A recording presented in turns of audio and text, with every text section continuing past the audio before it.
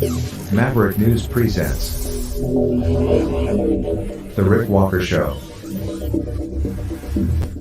Defrag your mind.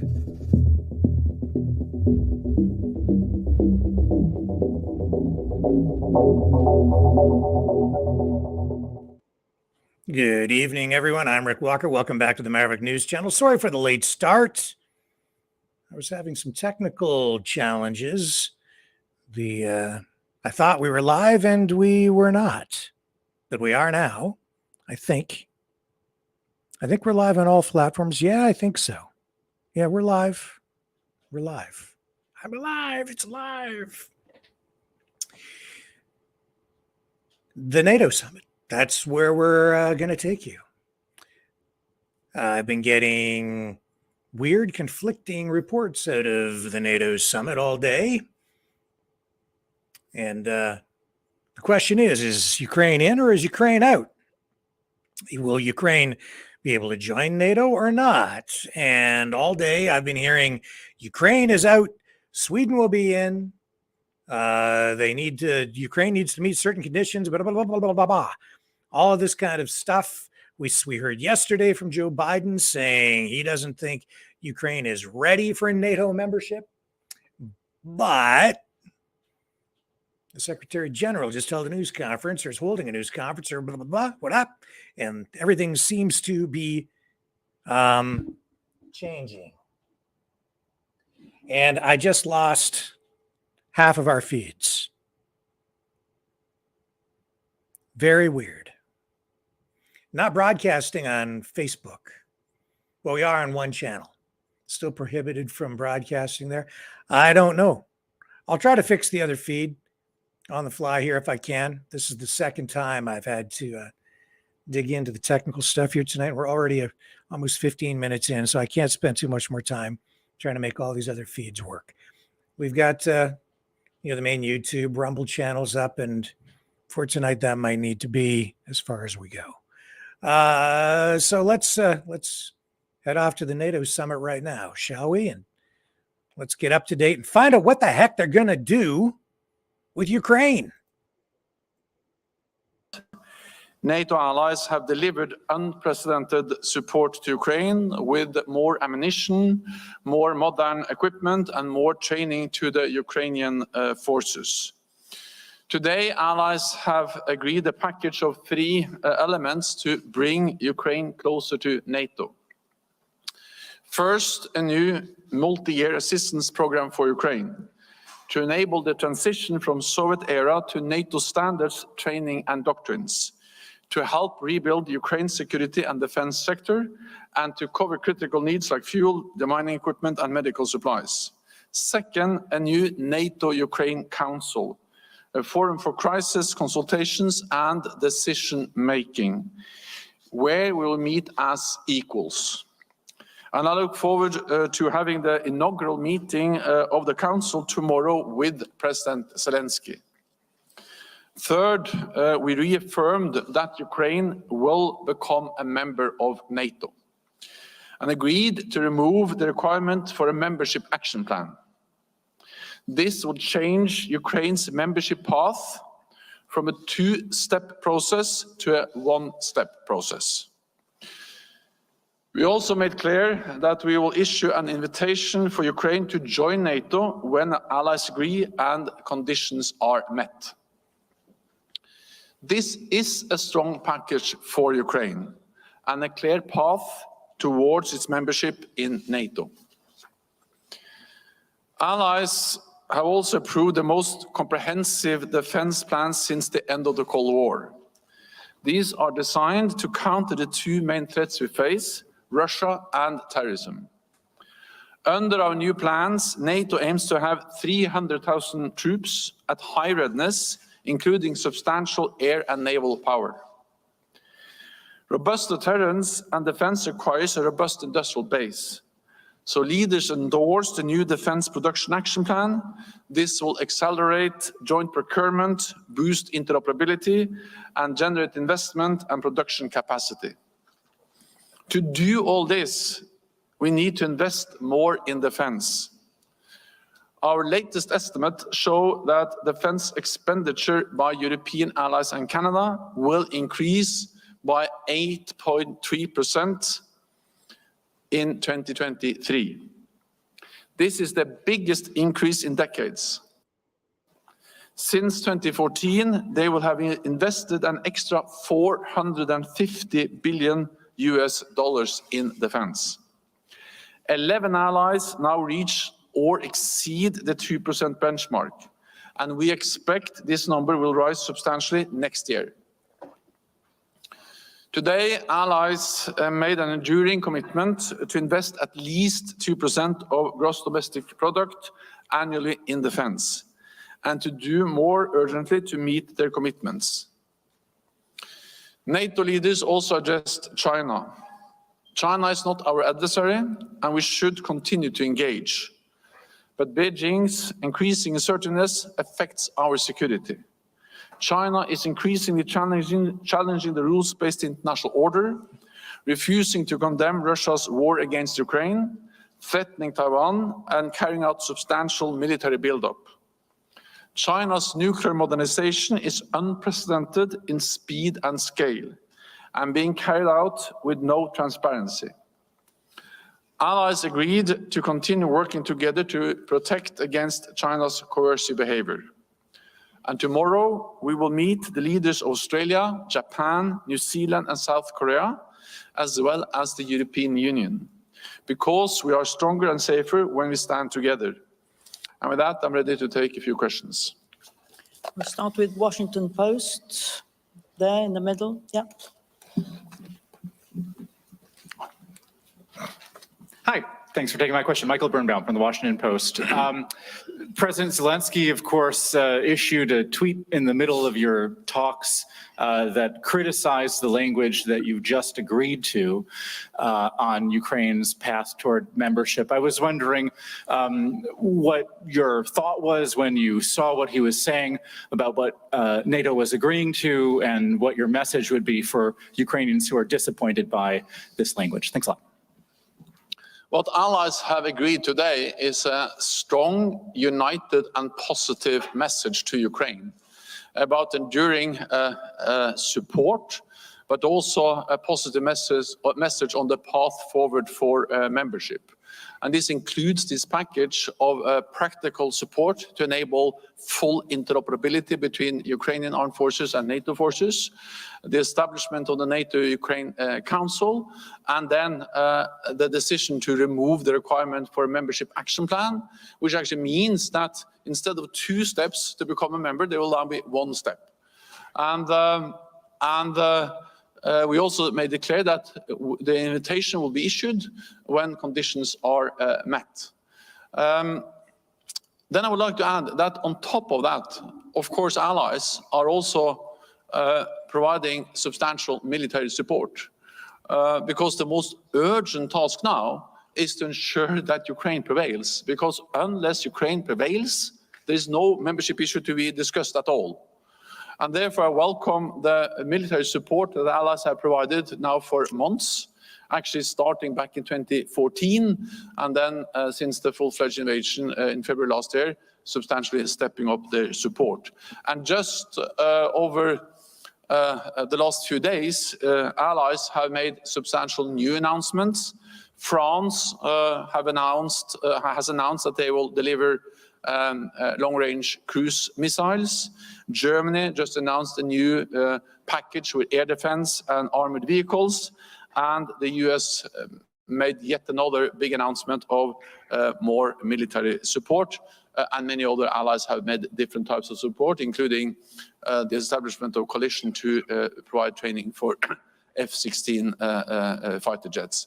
So put together, this is a strong message which sends a positive and united message to Kiev. We'll go to the Ukrainian news agency in the 3rd row. Yeah.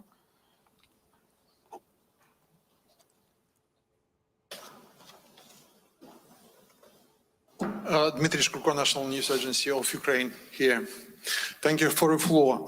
Question, just follow up, my colleague. Can we expect today a final communique on Ukraine, and we can expect it tomorrow? And could you please specify what kind of conditions Ukraine still need to fulfill to initiate the accession procedure and to get an invitation? Thank you. So we have agreed a communique, and we also agreed a package for Ukraine. That was agreed by the leaders, and I referred the main elements now. The practical support, the political ties with the NATO-Ukraine Council, full interoperability, the removal of the membership action plan, and then, of course, also all the different things that allies are providing bilaterally, including with the new announcements we have heard today and the last few days. I have been in close contact and regular contact, and NATO allies have also been in regular contacts with Ukrainian officials. I've discussed this also with President Zelensky, and I look forward to meet him tonight, and then also to have the inaugural meeting of the NATO Ukraine Council tomorrow, where I will set out the package of the three elements, bringing Ukraine closer to NATO, and this is a strong package. Okay, Reuters. Over there.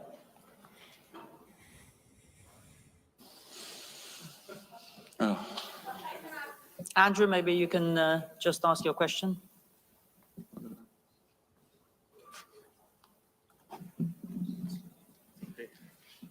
Andrew Gray from Reuters, Secretary General. To come back to President Zelensky's remarks, he said it would be absurd if a time frame is not set neither for invitation nor for Ukraine's membership.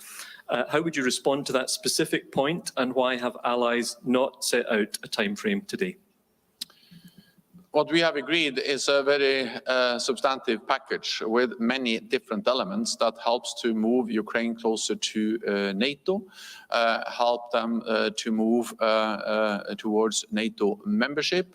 And this is partly very practical support on, for instance, interoperability, and reforms, defense sector reforms and interoperability are among the conditions which are important for membership. So that's a practical way of moving them, moving Ukraine closer to NATO. Then we also send a strong political message with the language on membership, including the language which is now in the communique on invitation. So there's never been a stronger message from NATO at any time, both when it comes to the political message on the path forward for membership and the concrete support from NATO allies, military support, but also the practical support on how to ensure full interoperability. And if you look at all the membership processes, there have not been time lines for those processes. They are conditions-based, has always been. Okay, we'll go to the gentleman here in the second row. Lauri Nurmi, Iltalehti from Finland, Mr. Secretary General. The Baltic Sea becomes NATO's inland sea. NATO puts 300,000 new troops on high readiness. What does all this mean for frontline countries like Finland, Estonia, Latvia, Lithuania, and Poland? And what is NATO's message to Mr. Putin and Russia? How historic is this moment? Thank you. It is historic that both Finland and Sweden will become members of NATO. Finland is already a full member, and with the agreement that President Erdogan and Prime Minister Kristersson and I were able to make last night, Sweden has also become a full member of the alliance. This is historic. It's important for the whole alliance. It's important for Finland. It's important for Sweden. But it is also in particular important for the Baltic region, because when you look at the map, you realize that, for instance, the ability to reinforce the Baltic region is very much improved by the fact that we now have Finland and soon also Sweden as full members. And that will be reflected in our defense plans, in our exercises, in our capability targets, and everything else we do as an alliance.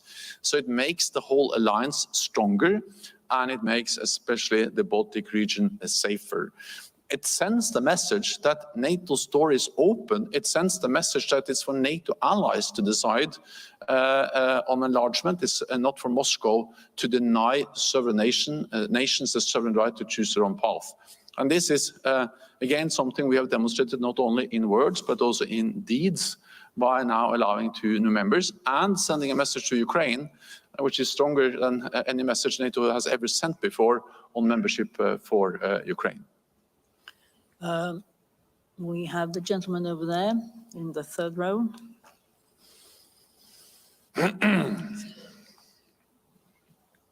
Over there.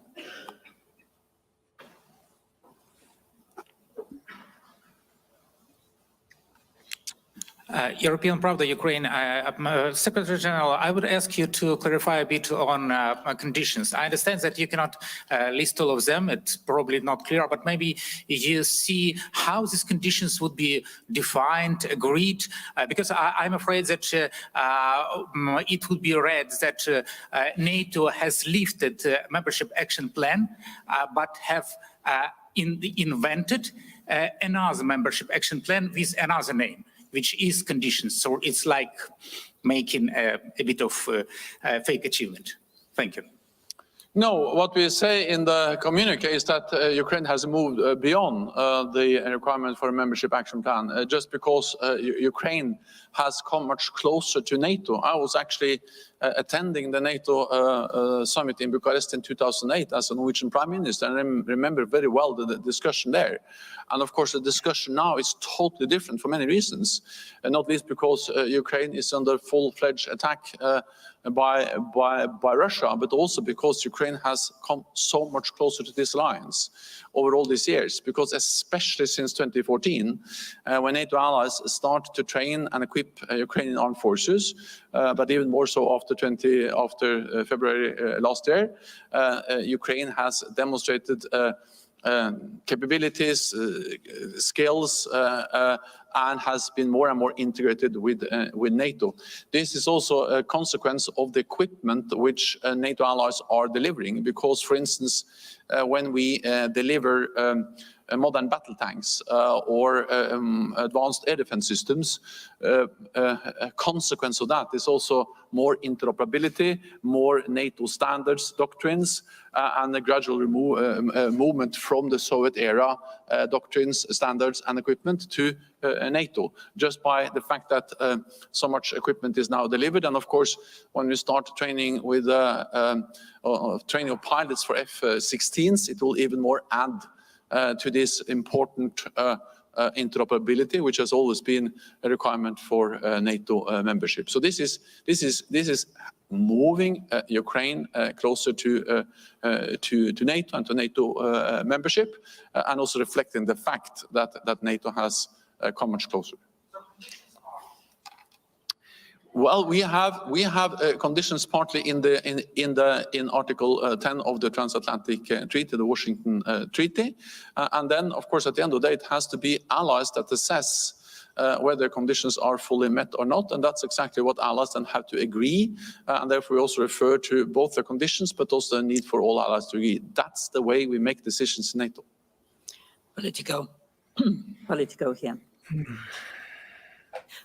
Thank you, Secretary General. Just to follow up on this important topic, I have in front of me the text from 2008 from Bucharest, which we've all been reading and rereading over the past weeks. NATO welcomes Ukraine's and Georgia's Euro-Atlantic aspirations for membership in NATO. We agreed today that these countries will become members of NATO. So if you were explaining just to the average citizen in the alliance and in Ukraine, people who are really keen to understand what was decided today, how would you explain the difference between the text that was agreed in Bucharest in 2008 and the specific language that was agreed today? There are several differences. One important difference is that I think the next sentence, or at least a bit further down, we say that the next step is membership action plan. And that's exactly what we remove today. And at every summit since 2008, we have said Ukraine will become a member. The next step is membership action plan. Now we remove that. So that's actually turning this process, which has always been 2 steps, into 1 step. That actually moves Ukraine closer to membership, and it's a significant difference from the 2008 language, which has been reiterated at every summit since 2008. And it has been also a process in NATO to make that decision, because it was not was a straightforward decision to make. I'm glad that allies agreed, and it was the main element in my package I launched in Oslo in May at the informal meeting. Then it was, what should I say, there were questions asked whether that was to move too fast. And therefore, I'm glad that since May, since we started this discussion of removing a map requirement, all allies today have agreed to remove a map requirement. So that's difference number 1. Difference number 2 is that we actually now have a program for how to help and support Ukraine move closer to NATO. And that is the interoperability, the multi-year program, but also the strengthening of our political ties, and also reference to that the foreign minister will also in the text we agreed today, will regularly assess progress. So this, together with the fact that the substantial delivery of equipment and training just by itself moves Ukraine closer to membership, is a big difference. There is one more difference, and that is that in 2008, Ukraine was quite far from NATO. What has happened since 2008 has already moved them much closer to us. Swedish radio, 2nd row.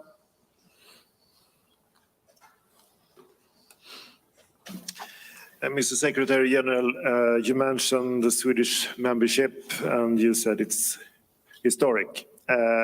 But we still don't know when the ratification will be in the parliaments in Ankara and in Hungary, which day. What do you know about that? And can you please tell us something about the feelings in the meeting hall today when you met the other heads of state and you have the Swedish Prime Minister together with you? What was the feeling today after the green light yesterday from President Erdogan?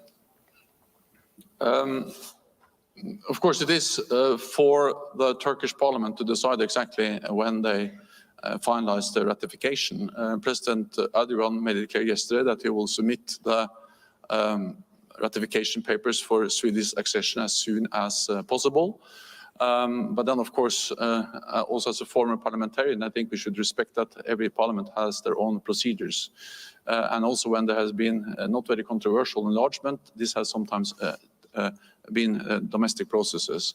But what makes the agreement yesterday historic is that, of course, it is a clear commitment from President Erdogan that he will submit the papers for ratification, and that he will work with the Grand National Assembly, the Turkish parliament, to ensure ratification. And this is historic, and that was also reflected in the meeting today.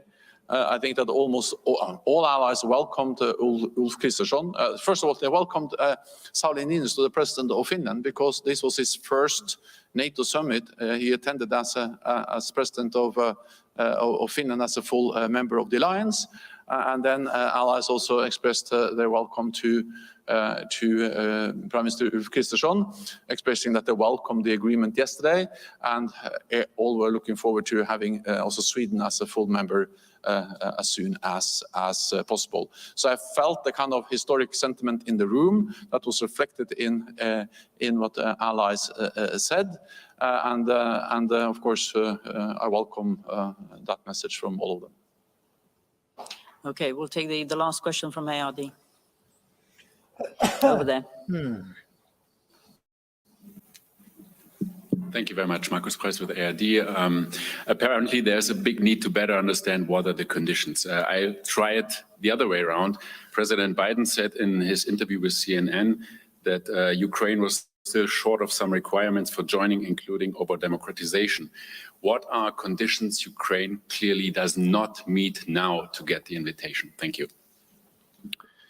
I think we have to understand that there are at least two dimensions which we're addressing. One is the kind of the level or to what extent they have been able to modernize the defense and security institutions, to strengthen their governance, including fighting corruption.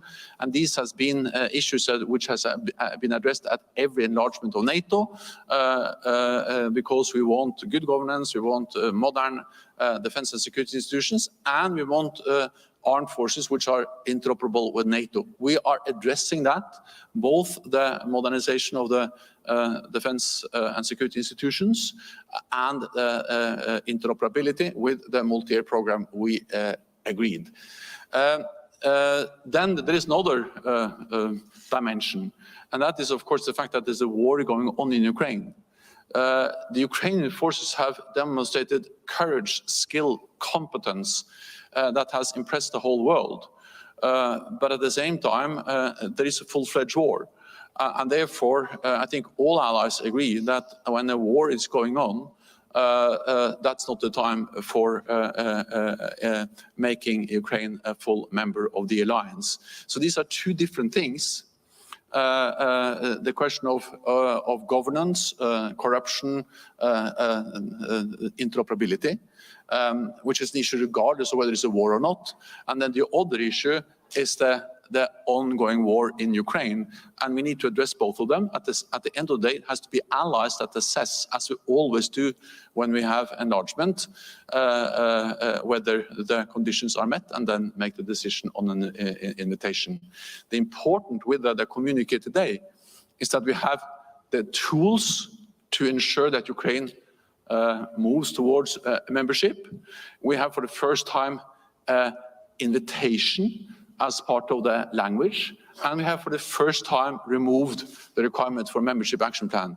So this is a big step, never been stronger language from NATO on membership, and never been more specific announcement of what we're actually going to do to ensure that, that Ukraine becomes a member of the alliance. Thank you very Okay, so that's sort of clear as mud, because it's vague. It is clear that they want Ukraine, but how, when, it's all muddy language. They've wrapped it up in a bow, and they've presented it to the world and to Ukraine, to Zelensky, and they've said, hey, now there's no need for an action plan. But they still have these conditions. There's still an action plan. It's still, they can't grant Ukraine NATO membership right now because they're at war. And it's clear they don't know how this is going to turn out. So they're stuck. They want to, but they won't because they're not sure with which way this war is going to go. And an attack on Ukraine means an attack on all NATO. Now, if they made Ukraine a NATO country now, and Russia wins that war, they would therefore be obligated, I think, to intervene, become directly involved, and fight to the finish in order to save Ukraine. All those other countries would have to go to war. They don't want to. They're afraid. So, no membership right now. Status quo on the membership because they don't want to risk it. They're not sure. Zelensky wants them to commit because he knows that membership ensures that they'll have to go all in and fight all the way to the Russian border if the Ukrainian personnel are all killed off. And it ensures that they have to bring in NATO troops. They don't want to do that. That should tell you something. This war is not going as well as NATO and the United States had hoped. It's still hard to tell exactly where things stand because there's so much rhetoric on both sides. One side saying the other side doesn't stand a chance, and the same things being said on the other side. And unless you're actually on the ground there, it's difficult to know. So you're taking cues like the ones that I'm taking from this messaging and this news conference, and you're extrapolating and speculating. But that's what I'm getting from this. Maybe you're getting something different. What are you saying in the chat about this? And the conditions are not clear. He's not really spelling them out. It's all vague. It's vague for a reason. They don't want to commit because they're not sure that they're going to win. So they don't want to make it. I would say they don't want to spell it out in very clear language and say, here you go, Vladimir Zelensky. Just do X, Y, and Z, step 1, 2, 3, and you're in. Leave it vague so that they can meander. What are we saying in here? They poured too much money into Ukraine to turn back now, says Chris. Yes, I see what you're saying. And Johnny Swinestein says, Elia Ben Judah, Hitler kicked Rothschild Bank out and printed Germany its own money. Well, we know that the BRICS nations are now committed to the creation of an actual gold-backed currency. So that's a confirmed development this week. Steve is back. Steve Harvey. Hello, Steve. Welcome back. And Lori says, howdy, Steve Harvey. Me too. And Gary says, nuclear war is better. This BS would be over in minutes. I don't know about that. And I was sort of thinking about the whole nuclear conflict option over the last 24 hours. I'm not so sure. I think this has been, as much as anything else, an information war. And I think that wars in general right now are being fought as information wars. We're in the middle of one right now. And all of these leaders, the people who run these powerful countries, I think they understand that the best way to take over a country is not to use the military. It's to simply cause unrest and overturn the government using information warfare by getting people out into the streets, protesting, destabilizing a country, and then moving in, or even manipulating elections and getting your own candidates elected so that you don't have to fire a shot. That's the Achilles heel of a democracy, is democracy itself. And look what they're doing in Ukraine. You think about what NATO has been doing.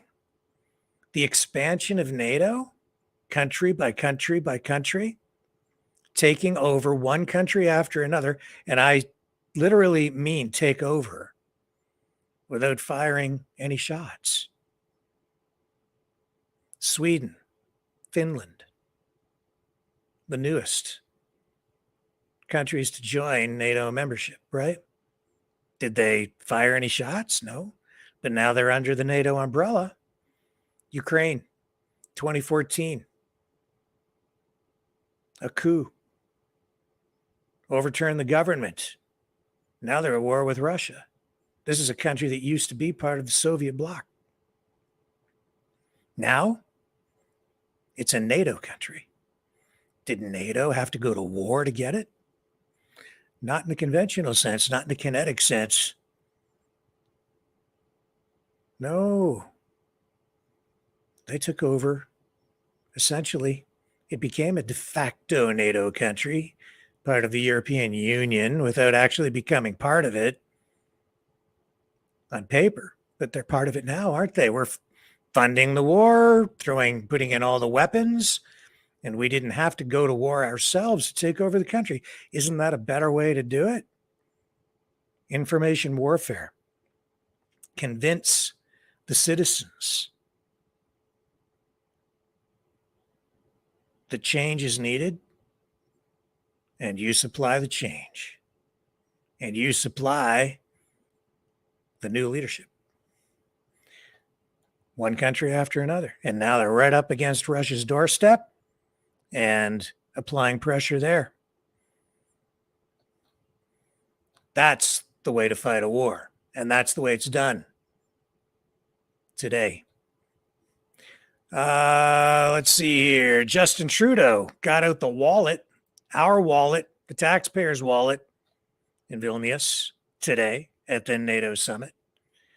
We'll come back and we'll go back there and listen to what JT had to say as he was spending more Canadian taxpayer dollars.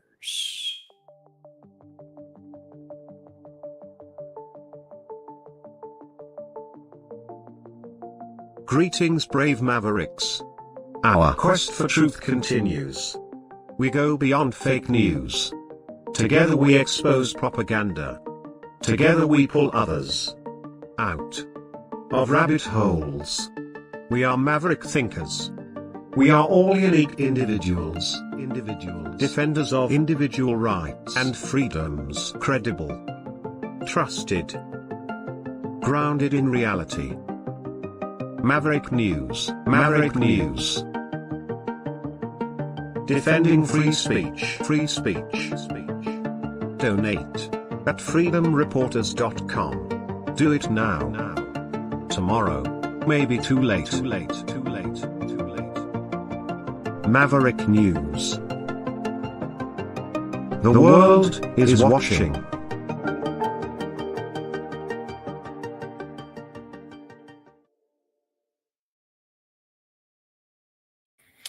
So Justin Trudeau, I mean, I almost hate to use this phrasing because it sounds flippant, almost unprofessional, but it's so fitting. I mean, it just is. He's like the poster boy for the globalist movement. So there he is at the NATO summit, and he's promising, and we showed you this yesterday, he's promising more funding for more troops in Lithuania.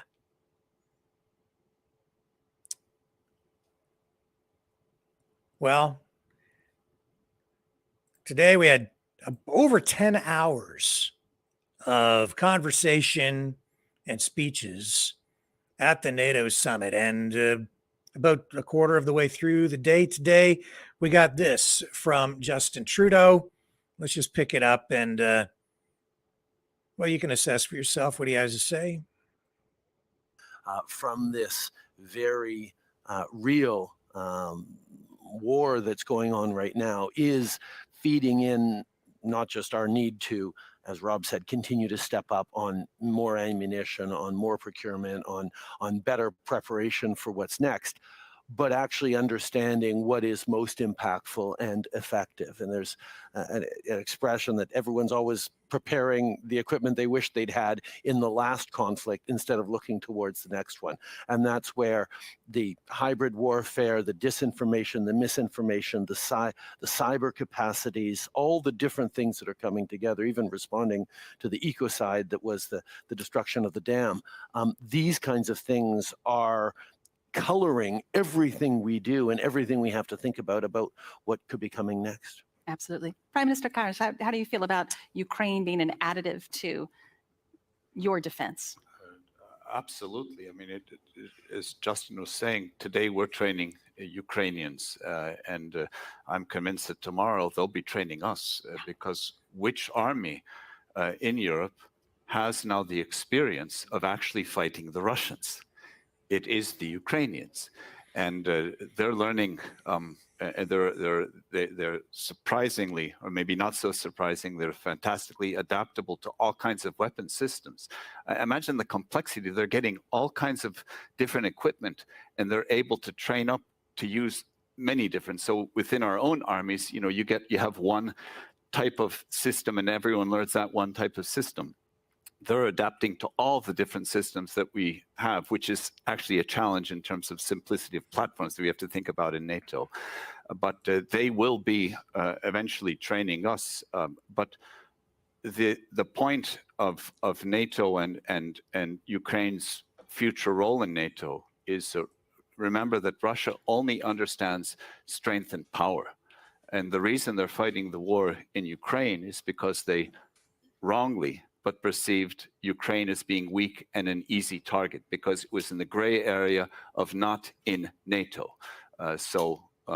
NATO's value add is, of course, our preparedness and the fact that Russia understands that preparedness. Now, regarding Belarus, we in Latvia have been, it's 2 years now that we have daily experience with the hybrid attacks physically on our borders. So the Belarusian government organizes planes full of people from third countries and physically moves them to the border, tries and sometimes succeeds in cutting the fences and encouraging, if not forcing people to illegally enter into the European Union. So they have effectively help us to train ourselves to have a seamless interaction between the border guard, police, and the National Guard with surveillance, et cetera, where we're fully aware of this. So the threat is very real. The threat of disinformation, the threat of cyber is real. In Latvia, we have the Stratcom Center of Excellence. In Estonia, it's the cyber, and it's maybe no coincidence that in our countries we have these two centers. These are very real threats. But with Wagner coming into, or potentially coming into Belarus, I don't think that anyone seriously thinks that even 5,000 or 6,000 soldiers would now be a direct military threat to NATO. But imagine even 500 well-trained, ruthless mercenaries attempting the migrant route, and what would they do if they came into Europe? So our awareness on the border in Latvia, in Lithuania, and in Poland, all of our services, they're in constant contact and observing the groups who tend to try one place, then another, then a third place. So there's very well situational awareness on our side, but we need to keep that heightened because that threat is not going anywhere. And with Prigozhin and if anyone thinks that, Putin is now weak, maybe on some level, that is, if there are two bulldogs fighting and one is weaker, it doesn't mean the other one is a poodle. It means the other one is still a bulldog. And we're not expecting any lessening of the threat. So we don't see anything changing in Russia, shall we say, for the better.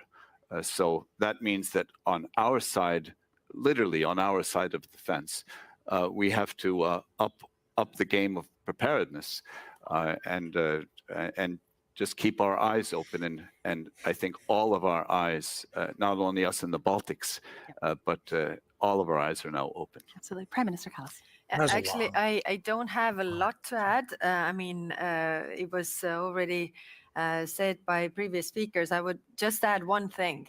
I mean, reading about the NATO enlargement and when the Visegrad countries were accepted to NATO, then one of the German representatives, and I don't remember who exactly it was, said that it would be, let's accept the Poles because Poland, because it would be so much better when the Poles are fighting for us and not the Germans. And actually, that could be the same quote right now. I mean, the Ukrainians are fighting for us so that the Americans, Canadians, Latvians, Estonians don't have to do that. So that's why I think the point that you made, that they bring something to the table, and as Christiani said, I mean, they are the only army that has actual experience of fighting the Russians right now. That is the biggest threat.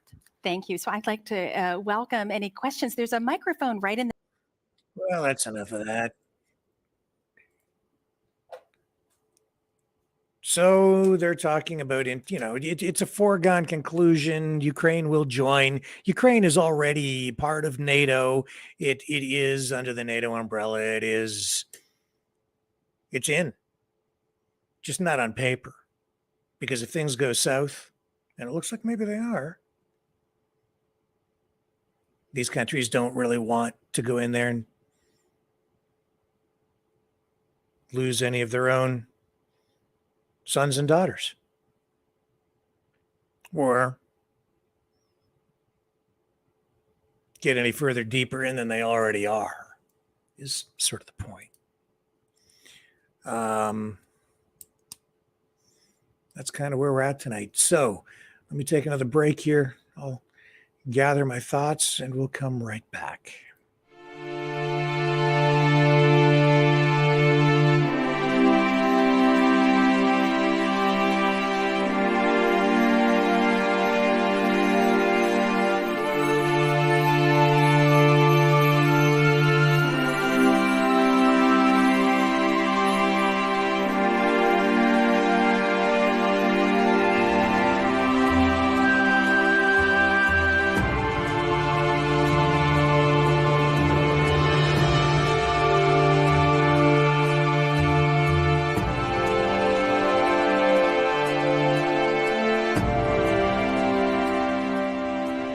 Maverick News.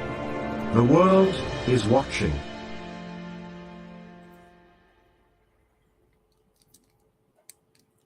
So NATO is supposed to be a defensive alliance. But by having Finland and Sweden join and Ukraine, it means that Russia will now have an even longer border that it will need to defend to assert to protect its sovereignty.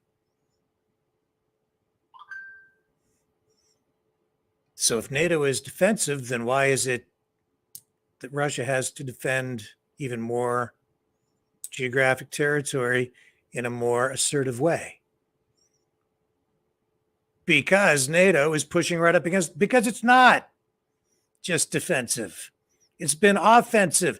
They've been claiming taking over country after country after country, and we just saw 3 more fall to NATO.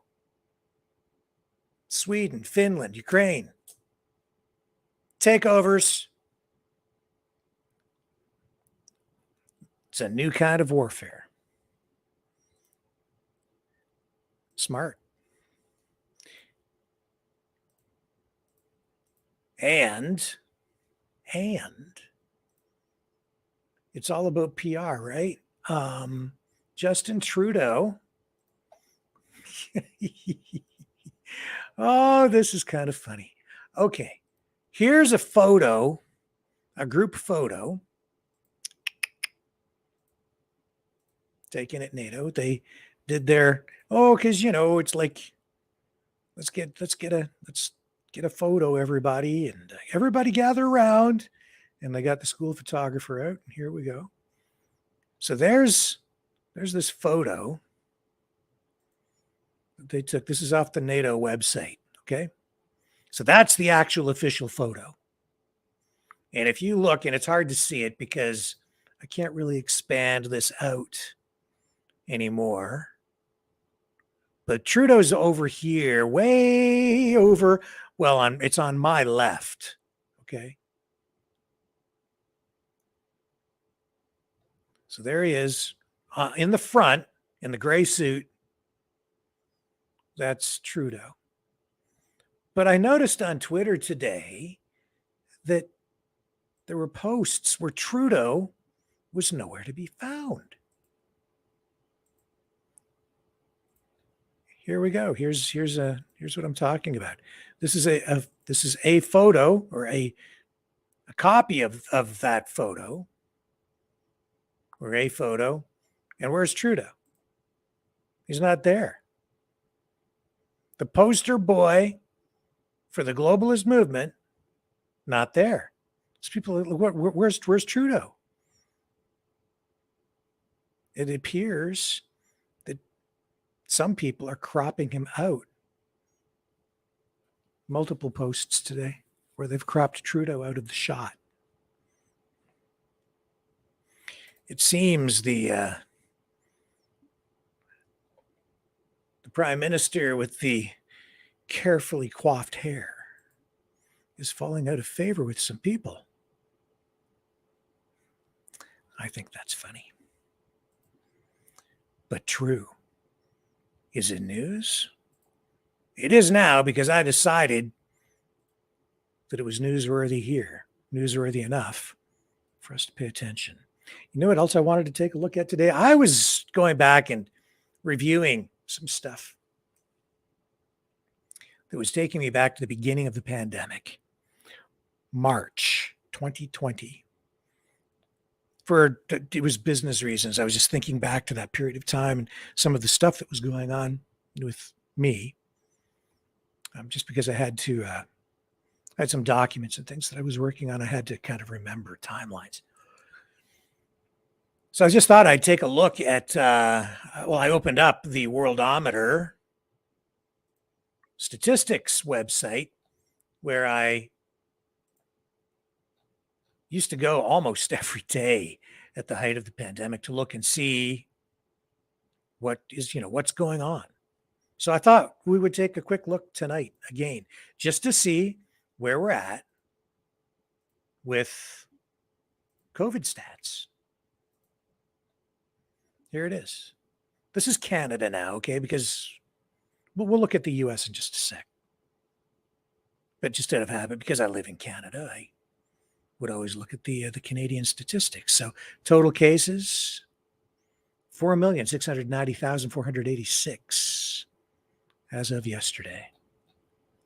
Daily new cases. Now, this is the one that everybody was kind of fixated on for a long time. So you go back to, February 2020, 0, and then it pops up March 24th, 701. 1,300, 1,500, 1,600, 2,760 new cases. And people were flipping out. And they started to lock us down. October 2020, November, 6,000, 5,000, 6,000. They were locking us down. 5,000, 3,000, 4,000, 5,000, 12,000, 8,000, 5,000. And then you get into the summer in 2021, and the numbers dropped like a rock to hundreds instead of thousands for the summer. And they locked us down hard. Down, they locked us hard. Lockdowns. You will not go to the park. You will not go to the beach. You will wear your mask. You must submit, peasant. 3,800. You get into the fall. Numbers started to come back. October 2021, November, December, 3,000, 3,600. And then the vaccines came to save us all. 2021, January, 25,000, 28,000. It hit a peak of, what was this one? 55,350 on January 10th, 2022. Yeah. Good thing we had those vaccines. Imagine what it would have been like had we not had the vaccines. 55,000 new cases, January 2022. Oh my goodness.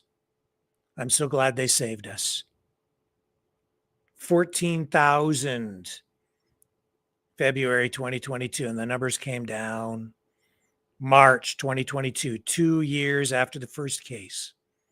8,000, 6,000, 7,000, 13,000 in April of 2022, 11,000. May, the spring 2022, 15,000. They saved us. They saved us. They stamped it out. Their zero COVID policy was so safe and effective.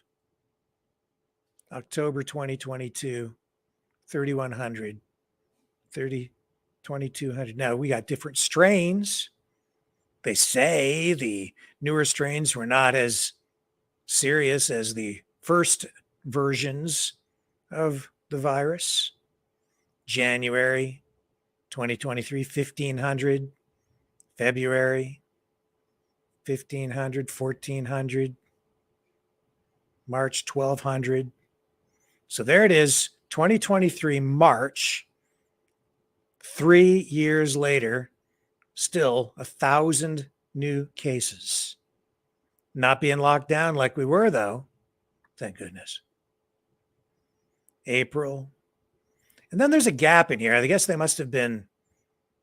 they stopped testing or something. I don't know, but there's a big gap from April until May. Much of April not recorded. Then we're into May, and probably because they're adding cases that were not recorded previously, 4,000, 3,000, 3,500. Until now, we're getting 500 or 600 a day at the end of May. June 1st, 626.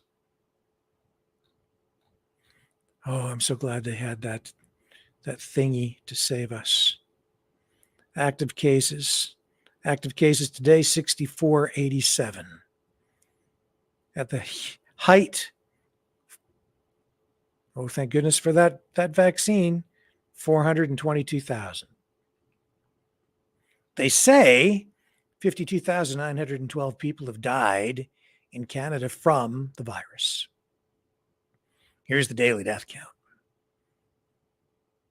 That's maybe even more important. Daily deaths back in early 2020 hit in March. By April, we had 174 a day, 156, 180, 175, 130, 103, 126. Then the warmer weather came. It was like 7, 9, 5, 4, 7. People thought it was maybe over, but then it came back. Oh, and they got the vaccines and it came back, and it went lower in the summer months, warm weather, more in the winter, probably when people are inside more. And then daily deaths, 107, 174. Until now, 7, 8, 15, 31, 28. I don't know. I see the occasional report now where they say that, oh, there's a new strain probably coming back, and fear porn. So far, we haven't had to deal with that, not, this year. I hope that things don't deteriorate to the point we were at before. Let's take a look at the USA.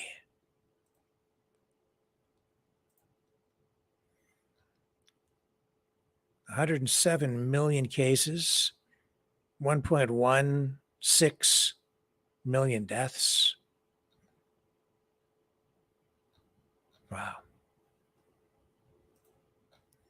And it's a little different to read the US stats because it's state by state. And of course, the United States has a much bigger population. It's not like you can't just compare the US to Canada on something like this, because the conditions from state to state, even city to city,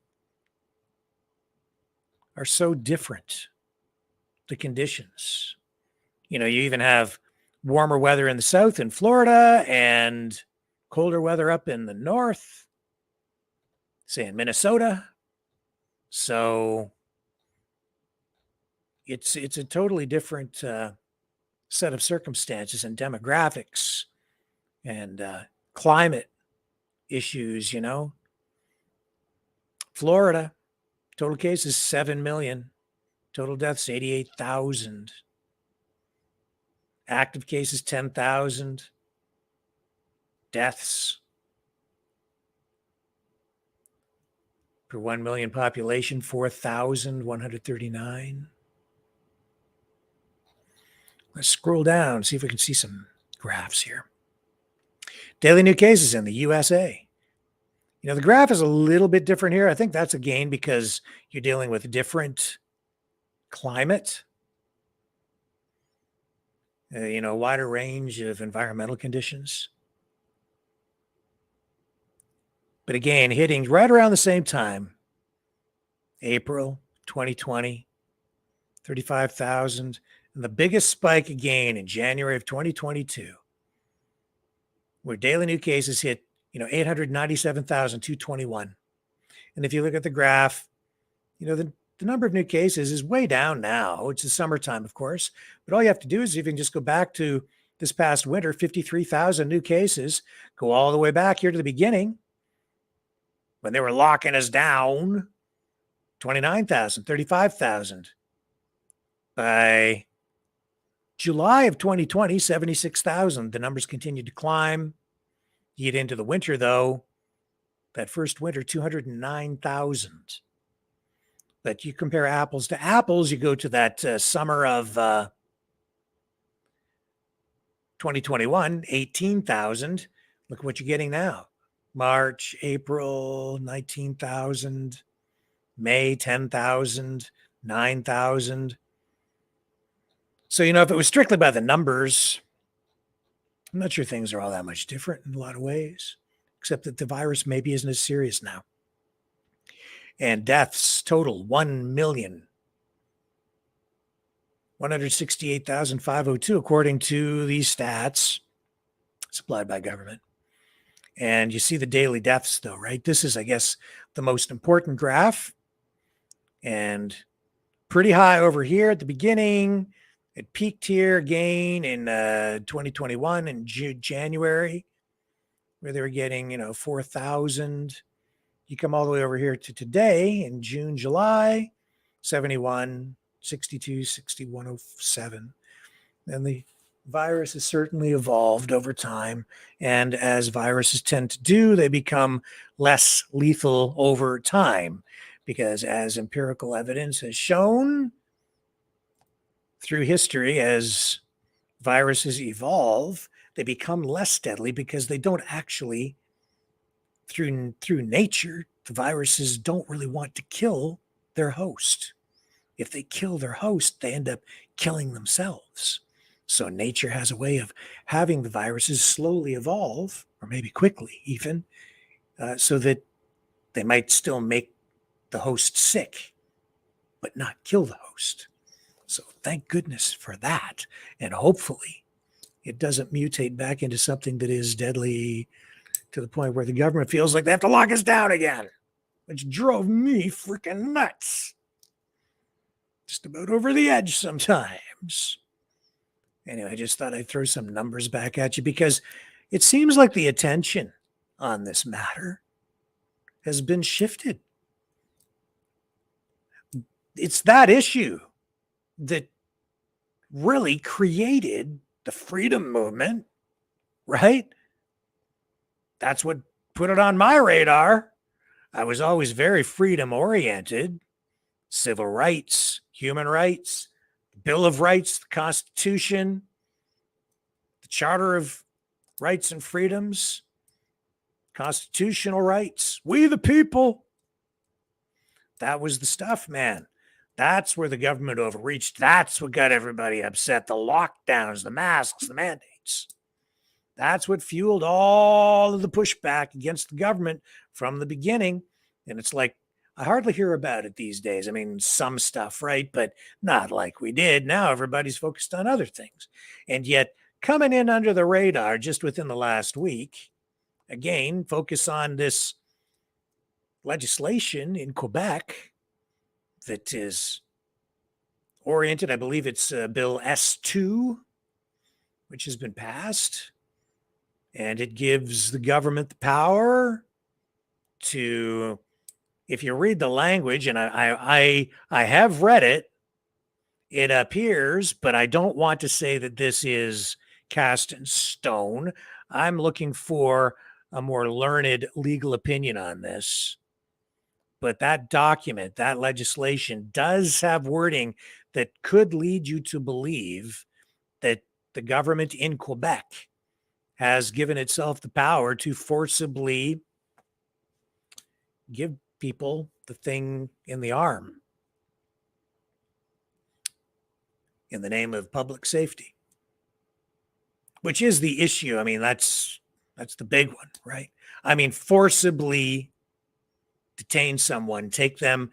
The language is something to the effect of, and this I have to remember because I've been reading it over the past couple of days, but to take to a determined place or something like that for injection is what's in the legislation. It's scary stuff. And it shows you that this issue is not being resolved. We're not locked down right now. The mask mandates are off. Not everything has returned to normal. It feels pretty normal when you're out, but I still feel that weight of government on my shoulders every day because I know that really legislatively in this country, and I think even in the US, very little has changed. I guess the main thing that has changed is public attitude.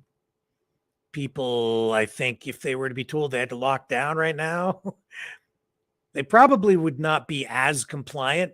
They'd probably have to work a little harder to scare the pants off people in order to get everyone to comply.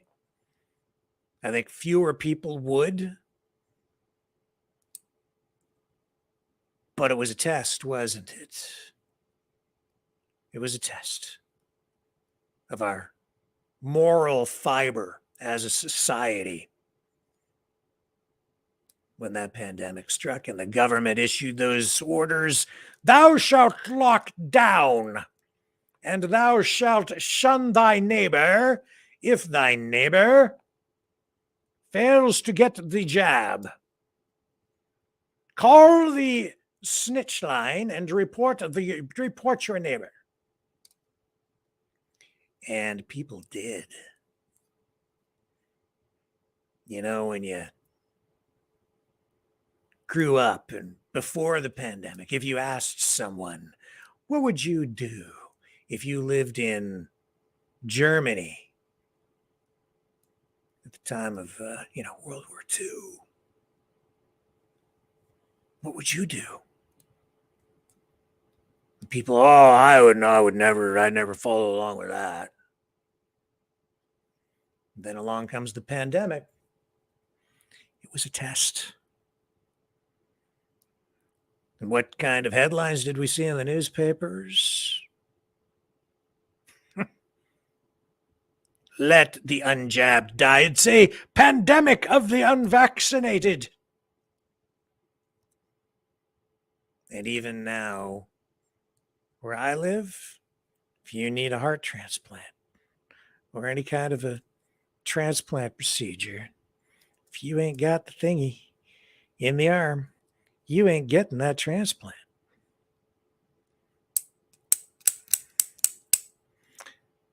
Yeah, we as a society, we failed the test. We failed with flying colors. Sad days, dark days still upon us. And look at what we've got now. Look at what has happened. The polarization, the hate, the division. It's not as pronounced. It's under the surface every day. I still smell it when I'm out and I'm meeting people, and I still see the occasional person wearing a mask outside, driving around in their car alone with a mask on, walking around in stores. Still see it. I guess if it makes you feel better, have at it. It's okay. Me? No, never did. Didn't do the thingy. But I was so disappointed in what I saw going on in our society, man. The way people treated each other. And it screwed with everybody's head, mine included. Made you angry. Didn't matter what side you were on. You'd been on that side or the other side. Everybody was upset. Everybody was angry. Everybody was locked down, isolated, screwed with people's minds. I think as a result today, we have a mental health crisis on our hands with many people. Depression, just overall psychotic behavior even. It's changed people. I think it's changed all of us, some more than others. And it's made people very susceptible as well to social media messaging and emotional manipulation through social media, regardless of which side you're on. I think people just get amped up more and more and more these days. Social media was powerful before, but it's even more effective now because whatever happened during that pandemic, it screwed with people's minds. It's rewired everyone to some degree. And we'll never be the same again. I don't think humanity will ever be the same again as long as we still have this technology and evolving technology, information technology like this, because they're waging information warfare on us every single day now. And it's coming through these devices, through our computers. And it saddens me. I feel the weight of that, and I feel sometimes so depressed as a result of it. Even today, beautiful day outside here. And I'm so tired of the messaging that I'm bombarded with every single day. We're all going to die every single day. It's depressing as you know what. People are just so angry about everything anymore. I get it. I understand. And afraid. Scared of everything. And I understand that too. This talk about this legislation in Quebec, people are freaking over it. Anybody who's seen it. It was back in April when that was dealt with in the legislature in Quebec. But now people are like taking note of it for whatever reason. And there are fears that that kind of language in similar kind of legislation will spread across Canada and maybe even to the US. Healthcare is a provincial jurisdiction in Canada. But when you get that kind of language, it's heavy. And I don't know if it'd stand up in court. I don't know if it would stand up to a constitutional challenge, but I suspect it would. If indeed that is what the language actually means. It seems like it, but I think you can almost interpret it in a variety of different ways. That's why I'd like to get a strong legal opinion on it. I'm going to try and do that over the next number of days because I've seen other people commenting on it, and it's concerning, but we'll see. I'll tell you this, though. Whatever that legislation says, and regardless of whether that kind of language finds its way into similar legislation, even where I live, I'll tell you this. Maybe you're with me, maybe you're not. But if somebody were to come to my door and tell me that they were going to strap me down, wheel me away on a stretcher, put me in a straitjacket or something so that they could forcibly do something like perform a medical procedure on me, don't think so. Not going to happen. Ever. Ever. It's not right. Should never do that to a person. People have the right. I don't care what any judge says.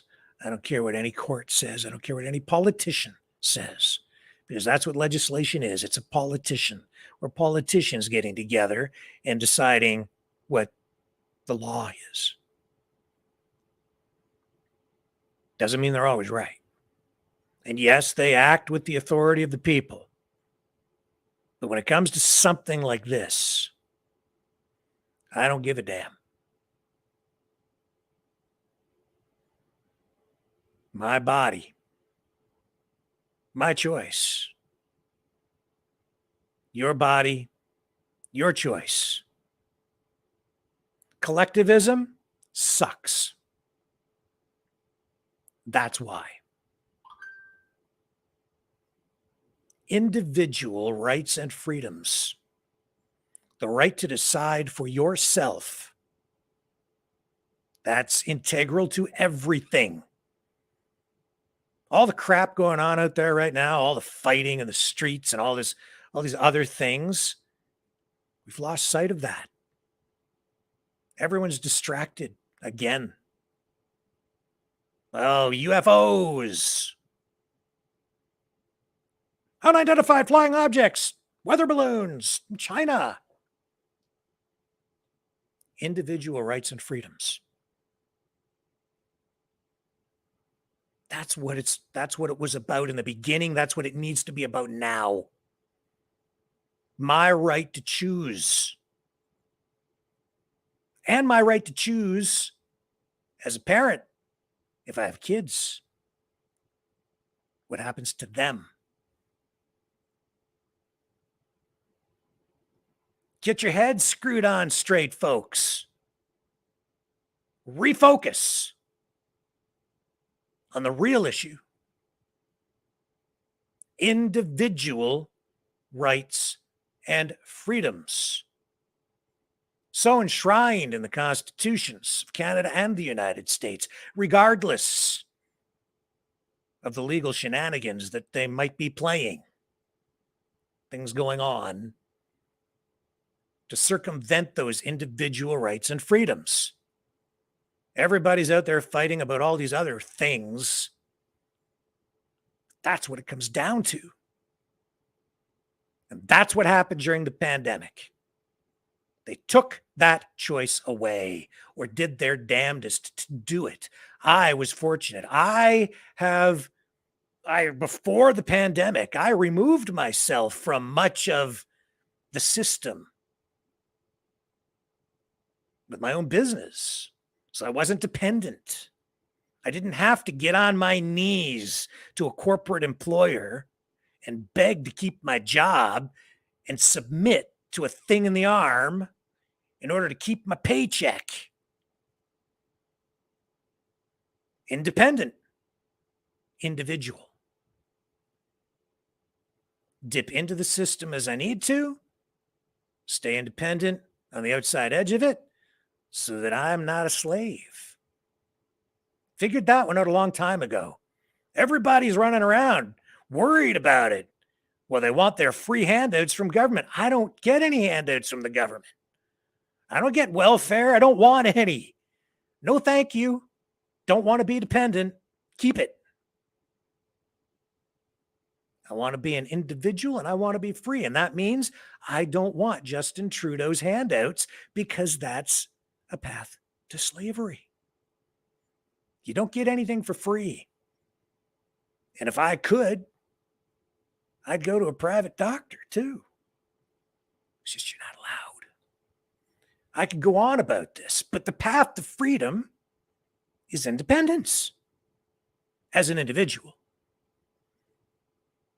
The path to freedom is to reassert those individual rights and freedoms within the Constitution and the Charter and the legal language that we already have, that the politicians have figured out ways of getting around by manipulating the court system and manipulating you, manipulating all of us, holding us hostage.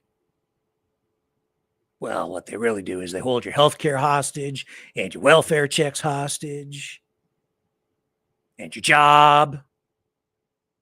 Can't have your JOB and don't get on a plane or a train or an automobile. In fact, I had someone phone me today and say, hey, we gave you qualified for a free trip. And it's a real thing. I mean, it is a real thing. In the end, you have to pay some money in that, but it's just the way that it works. But anyway, I said to the lady on the phone, thank you very much, but not interested. Not interested in crossing the border. Not interested in leaving the country. I'm afraid to.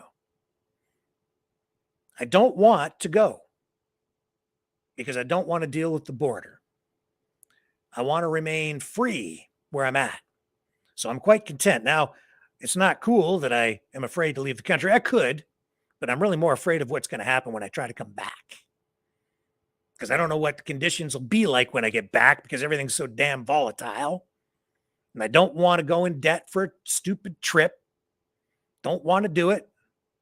I want to remain independent. I don't want to fly anywhere right now. I'm content. I'll travel where I want to travel in my car, do what I want to do, remain independent. But man, I'll tell you, it's all about focusing on individual rights and freedoms. That's the path. That's the answer. Always has been, always will be. Collectivism sucks because collectivism makes all of us dependent on the system. Collectivism makes you responsible for other people, not for yourself. That's what they did. Remember? They flipped it upside down. They turned it inside out, made black white and white black. And then they made the white and the black and the yellow and everybody in between fight by dividing us all into little groups through individual identity politics. Because we're individuals, we're divided into little groups, subgroups, and then we were told, you have to get the thingy in the arm and wear your mask to protect your neighbor. No, I need to protect myself and take care of myself so I don't get sick. And then I'm healthy enough to help my neighbor. And if my neighbor's worried about getting sick, then my neighbor's free to lock down. And if I'm not afraid of getting sick, I should be free to go out into my yard or a park or walk down the beach or go to a store. Nobody's forcing anybody to go to the store, and you could always have home delivery, and there's all kinds of other options, but no, they wanted to lock us all down. Individual rights and freedoms. You decide for yourself. It's like when the airplane's going down and the oxygen masks fall from the ceiling of the aircraft and your mask falls down in front of you. What do? First thing you do is put your mask on. Don't try to put everybody else's mask on for them. Put yours on first. Save yourself. Then you've got the oxygen, you can breathe, and now you can help the people around you while you can breathe. And you can keep on breathing and keep on helping people. It's the same thing with, everything's flipped upside down right now. Everybody's like, what can I get for free? What's the government going to do for me? No. It's like, what do you have to do to take care of yourself so you're not a burden on the system? You become self-sufficient. You become prosperous, and then you can help others. Take care of yourself. Charity begins at home. Take care of your own house. Clean up your own room. And help thy neighbor. Love thy neighbor. Make your community a better place, but you got to take care of yourself first. If you don't take care of yourself, then you become a burden on others. And contribute to your community in a positive way as an individual. Do what you need to do. Don't sit there and expect to be taken care of with welfare checks and have the government nurse you along from cradle to grave. That's the problem with our society. And that's honestly the problem, I think, in my opinion, so many damn people. I want my freedom. Where's my welfare check? I want my freedom. Where's my free health care? I want my freedom. Where's my free this and free that? And snow tires and air conditioning is a right. Is it? Is it really? Is air conditioning a right? Because I hear that sometimes from people. I grew up without air conditioning. I never had air conditioning when I was a kid. I didn't have air conditioning until I got older. No air conditioning in the car, no air conditioning in the house. You know what air conditioning was? Opening the window. We survived. Don't care. Don't need it. It's not a right. That's the problem, people. It's my right for this and it's my right for that. Is it? Rights, very defined things and limited, by the way. Limited by society, justifiably so. I don't have the right to just kill somebody. We can talk more about that. I was going to talk about it more tonight with Fred the Freedom Fish over there, but he keeps hiding. So I thought it wasn't going to be, I have to move stuff around in his Fishtopia tank so we can explore these larger political issues with Fred the Freedom Fish and this metaphoric political exercise that I've set up. But he's hiding under the Freedom truck. Keeps hiding under there. And I'm like, are you alive? And he jostles a little. You put something, and he comes up and he swims around, but then he goes and hides again. So he's kind of camera shy these days, but still alive and kicking and doing well. Anyway, we'll get more into that. But I'm just, it bums me out, man.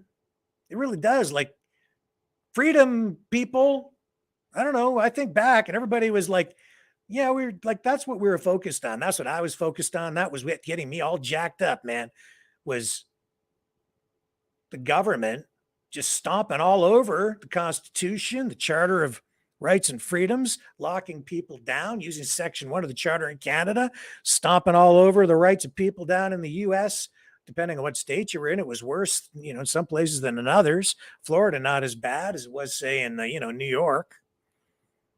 But holy Toledo, I don't know what was going on there, but man, what's going on now? It's like people don't even really talk about that stuff, but it hasn't been fixed. So if this thing comes back, don't come complaining to me when they lock us all down again. Oh, you can, because I'm going to be complaining too. I get it. But you know what I'm saying? It's like, that is the issue. That's what we need to be focused on, folks. That same damn issue. Not about, whether, it's not even about whether the damn vaccine is effective or isn't effective. I mean, it is, but it isn't. There's a single damn thing, just a single damn thing that we need to focus on. It's the right to say no. Period. You solve that, you solve the damn problem. I hear people who want to tear down the whole government. For what? One thing. One damn thing. The right to say no. We had it. And then they bastardized the Constitution. They bastardized the Charter of Rights and Freedoms. They twisted it. Ignored it. Don't care. People supported it because why? Fear. Information warfare, and we let them do it to us. Well, I didn't. You probably didn't. But the vast majority of people did. That's the issue. It's one damn thing. And everybody's like, I don't know how to solve the problem. What are we going to do?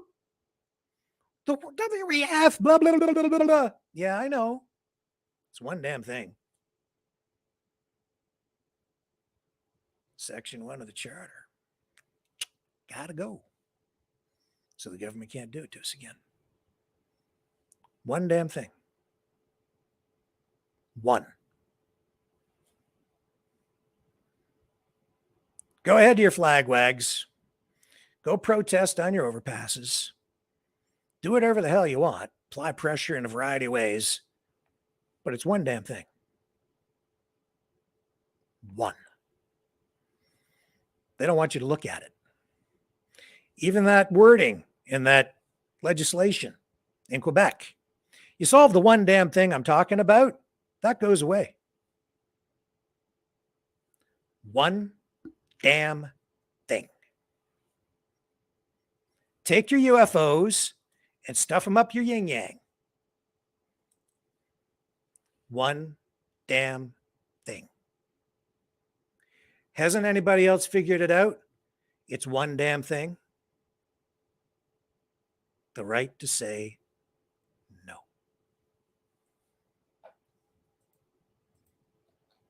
Figure it out. You get your freedom back. But with that freedom comes responsibility. You ready for that? I'm already there, folks. Come on over. The water's fine.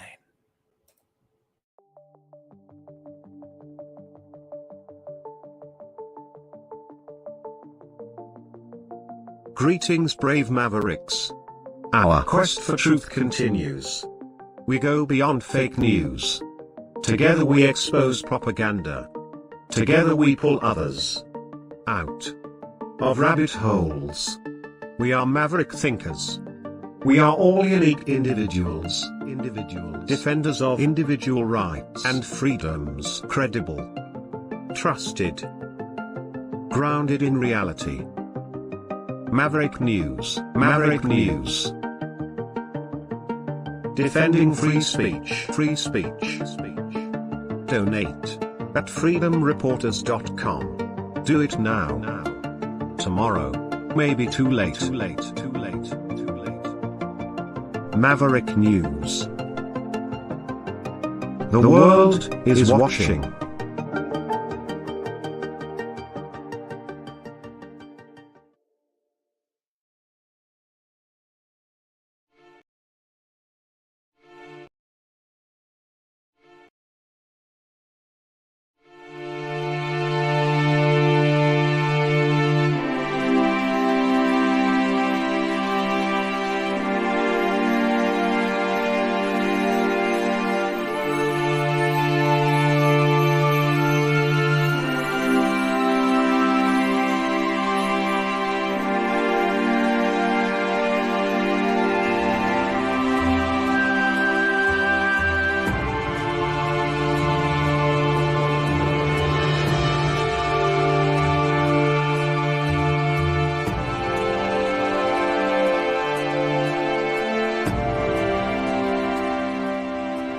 Maverick News. The world is watching. There it is.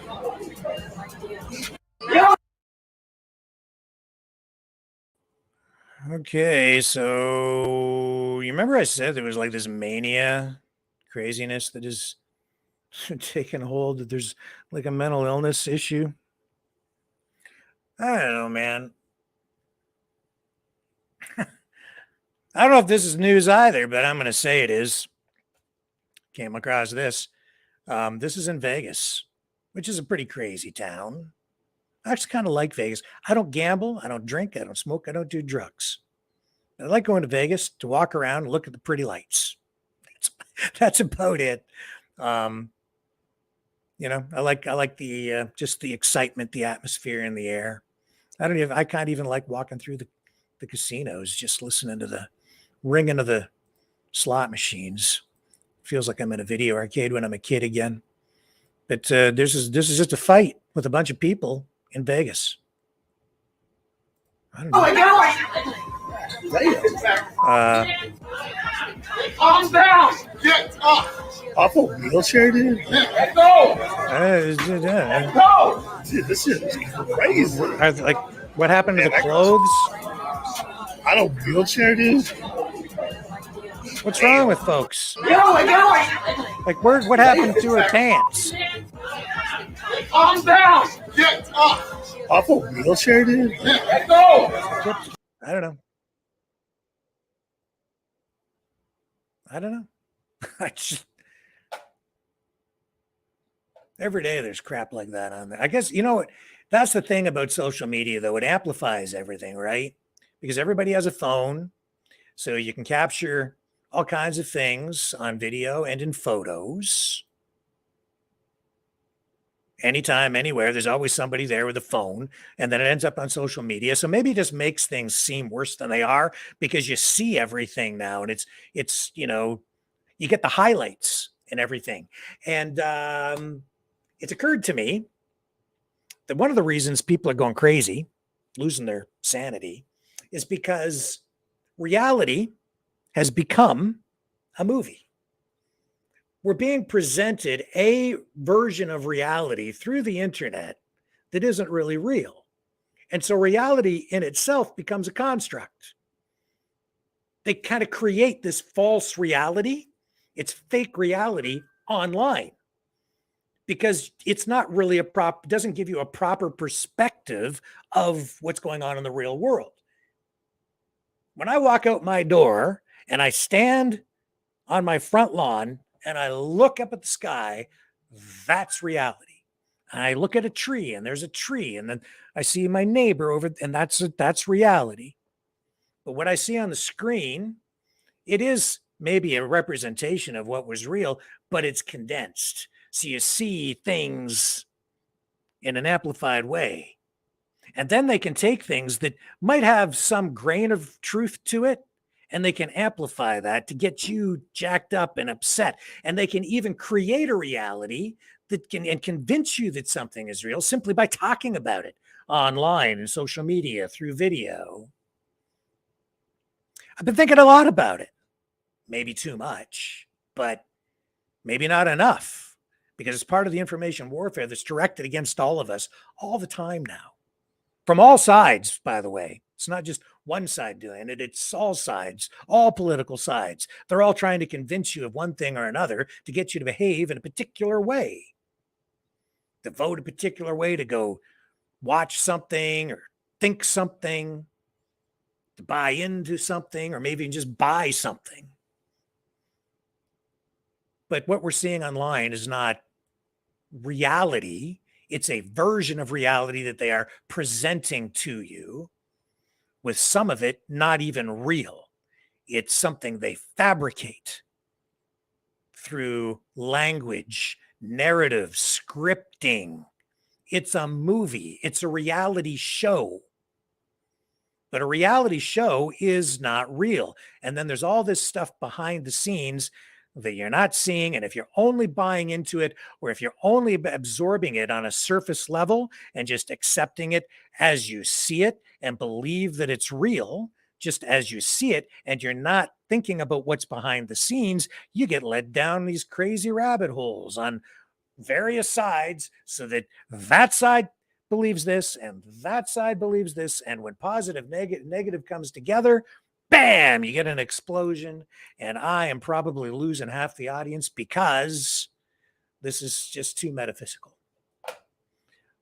But it's enough to drive you nuts. And in fact, I think that's part of the plan.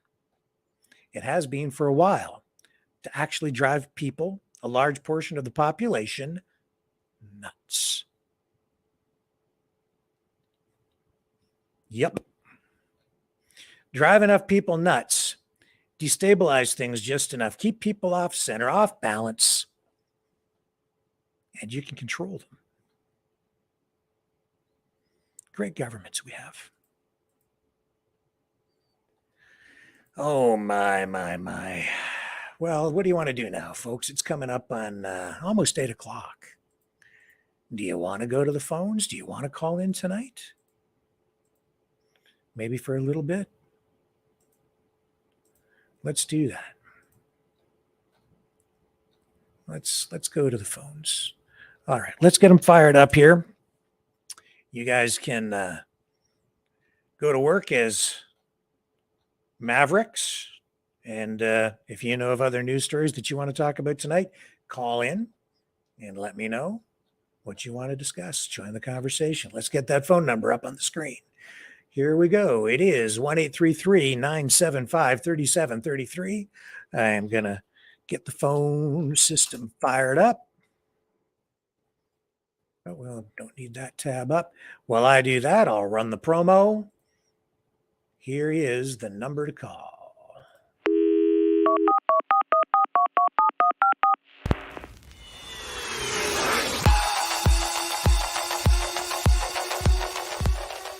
Join the conversation. Call 1-833-975-3733. That's 1-833-975-FREE. Speak up. Speak out. Make your voice heard. Maverick News. Fighting for freedom by defending your right to free speech. Be a Maverick. Join us.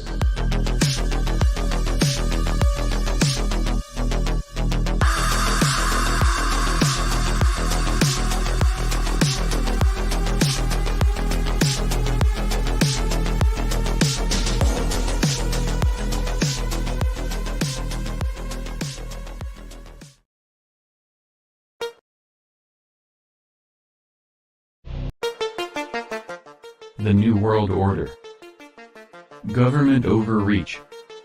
The Great Reset. Mainstream media lies. Now more than ever, independent voices are needed. Donate now, at freedomreporters.com. That's freedomreporters.com. Maverick News. The antivirus program. For your mind.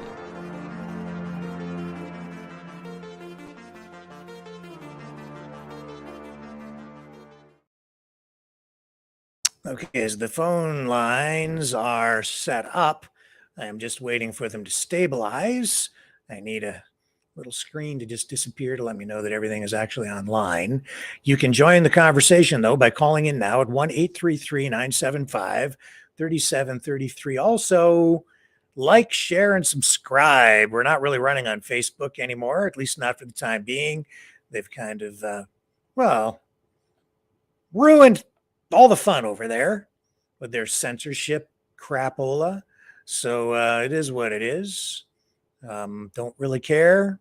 The people are coming over to Rumble. If you haven't subscribed on Rumble, please consider doing that. Just go to the Rumble channel and subscribe. Simple as that. The description or the link to the Rumble channel should be in the description. Anyway, we're not hard to find. Or go to the website, mavericknews.ca or mavericknewschannel.com. Click on that. Go to the main page, and there's a Rumble link right on there. You click on that, it takes you to the Rumble channel. You can subscribe that way. Or just go to the Maverick News website. You can watch the show over there, too.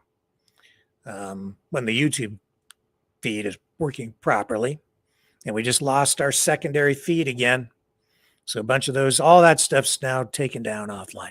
I don't know what's going on. It must be an internet issue. I'm not going to sit here and try and parlay that into more fear. Oh, it's just the conspiracy of the government is just censoring and taking us down. No, I think it's probably just an internet issue.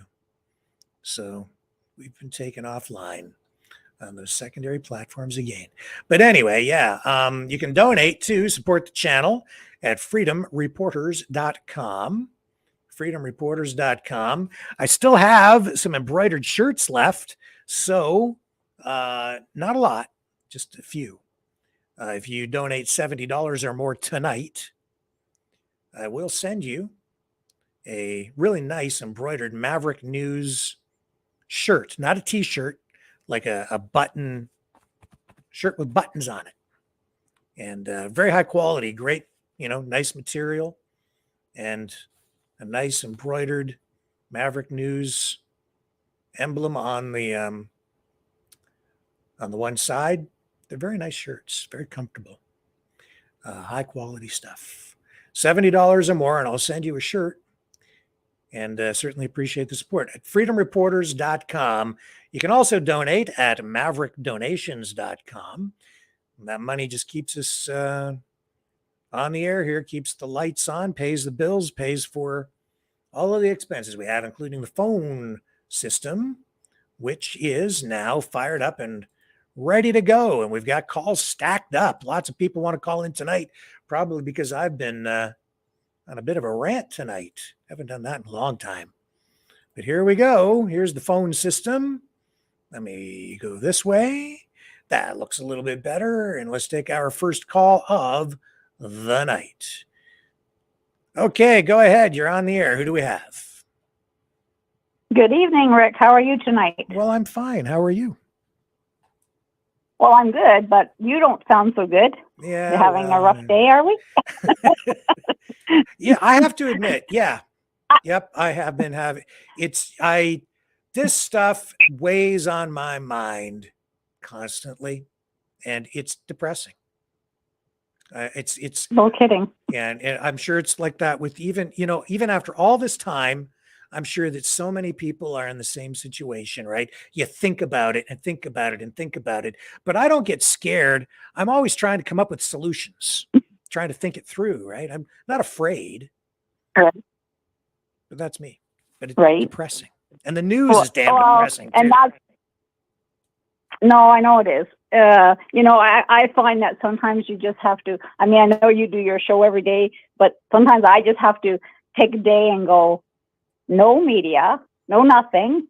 You just have to every once in a while just do that, because seriously, it does drive you crazy. It can really, you wonder what's happening to people. Like you said, people are going crazy. Yeah. Well, it's all smoke and mirrors and drama that's going on.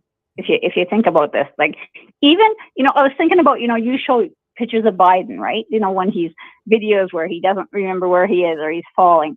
I have to wonder if that's actually really happening or if that's staged as a distraction. It's just like, I don't know. You know what I'm saying? Like it just seems everything, everything that Trudeau is just drama, and hiding behind smoke and mirrors, and no transparency, and no, like even with the Pride movement, like, yeah. You try to have a conversation with somebody and you try to be nice, which happened to me a few days ago. Yep. And oh my God, before you know it, I was the bad person. Yeah. And I ended up having to block this person because it's like, oh my God, you can't even carry. So then I have to wonder, so are you people actually doing it now because we're turning us into the bad people because there's drama again? So I'm beginning to think if we just ignore it, maybe that other side will just go quiet. Yeah. Yes, I know. You know what I'm saying? Yeah. Like seriously, you just, like you said, I don't know what's happened to people. I've known some people, and I'm not saying this for everybody, but I have known some people that, took the Kool-Aid there, and they're not the same anymore. They've changed. Yeah. They're just, and it's like, wow, like you can't reason with them. You can't talk to them. It's like, it's bizarre. It's just bizarre. And I agree with you on the UFOs. That's just another distraction, right? Like everything. I'm even getting people saying again that submarine is a hoax and that those people are still alive. Like we're back to this again. It's like, oh my Lord, like because there's no bodies, right? There's no proof, right? So it's like actually they did find human remains. They did. Oh, okay. Yeah, I know not everybody understands, but they did find some.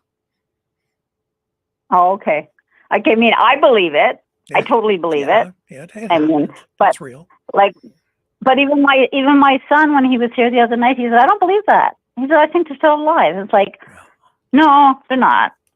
And it's like, okay, well, I'm not going to get into this argument with you. Like, it's like, okay, you believe what you want. I'm going to believe what I want. But no, I hear your frustration, and I feel you today. I'm thinking, oh, he's having a bad day. So I wasn't going to call in today, but and for this internet stuff that's going on, last night when I was watching you, it was kind of buffering. So I don't think it's anything to do with the censoring show. I just think it's the internet. There's so many people probably watching. You know what I'm saying? Like the Yeah. systems can only hold so much, right? That's And I true. mean, my internet hasn't been that great out here for the last couple of weeks. So Yeah. again, I think it's just internet issues going on. I don't think everything's censoring. Yeah. I mean, not saying we're not being censored. Don't get me wrong, we are, but you know, Yeah, the other I'm channels going here with it. are running off another computer. And as I look over at the monitors and they went offline, and I think it's just an unstable internet connection. So it's okay, folks. Justin Trudeau's not a very nice guy sometimes, but I don't think he ordered CSIS to cut our feed. So at least not tonight. Not yet. Not yet. Not yet. It'll come, but not. Well, except Facebook. They kicked us off Facebook, so whatever. I know, and that's frustrating itself. So I get it. I get it. But you know, sometimes if you don't vent and you don't laugh about it, Yeah. sometimes you just have to. Like, I mean, you're venting, but you're also laughing. Yeah. So I'm glad to hear you laughing because I was getting concerned listening to you. Like, okay, he's going off the deep end tonight. He's not having a good day at all. You know, Yeah. you know what I want to do? I have an old car, and I've been wanting to fix I got a stuff I have to fix on it so I can drive it. I've been trying to get to it for 3 years.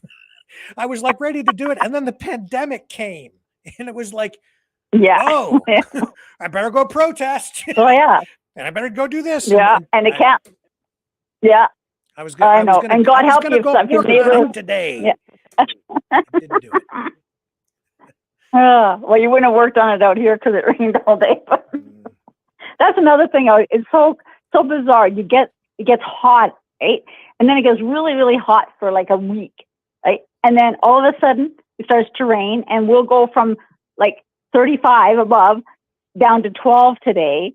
And then it'll rain for 2 or 3 days. And I was like, oh my God, now this is depressing.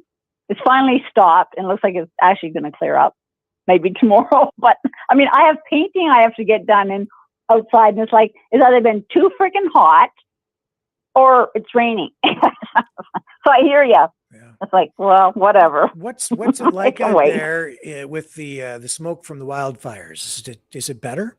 Well, it is. But you know, the last, just before it rained here, the last few nights before it rained, around 7 o'clock at night, if you look to the west, you could actually see the smoke. And I took a picture the other night of the sun, and it was beet orange. So there is still smoke in the air. I mean, it's rained the last couple of days here now, but when it gets hot and muggy, you still do see it. And I don't know, I don't think it's coming from the north. I think these are coming from BC, this smoke, because there's fires in BC now.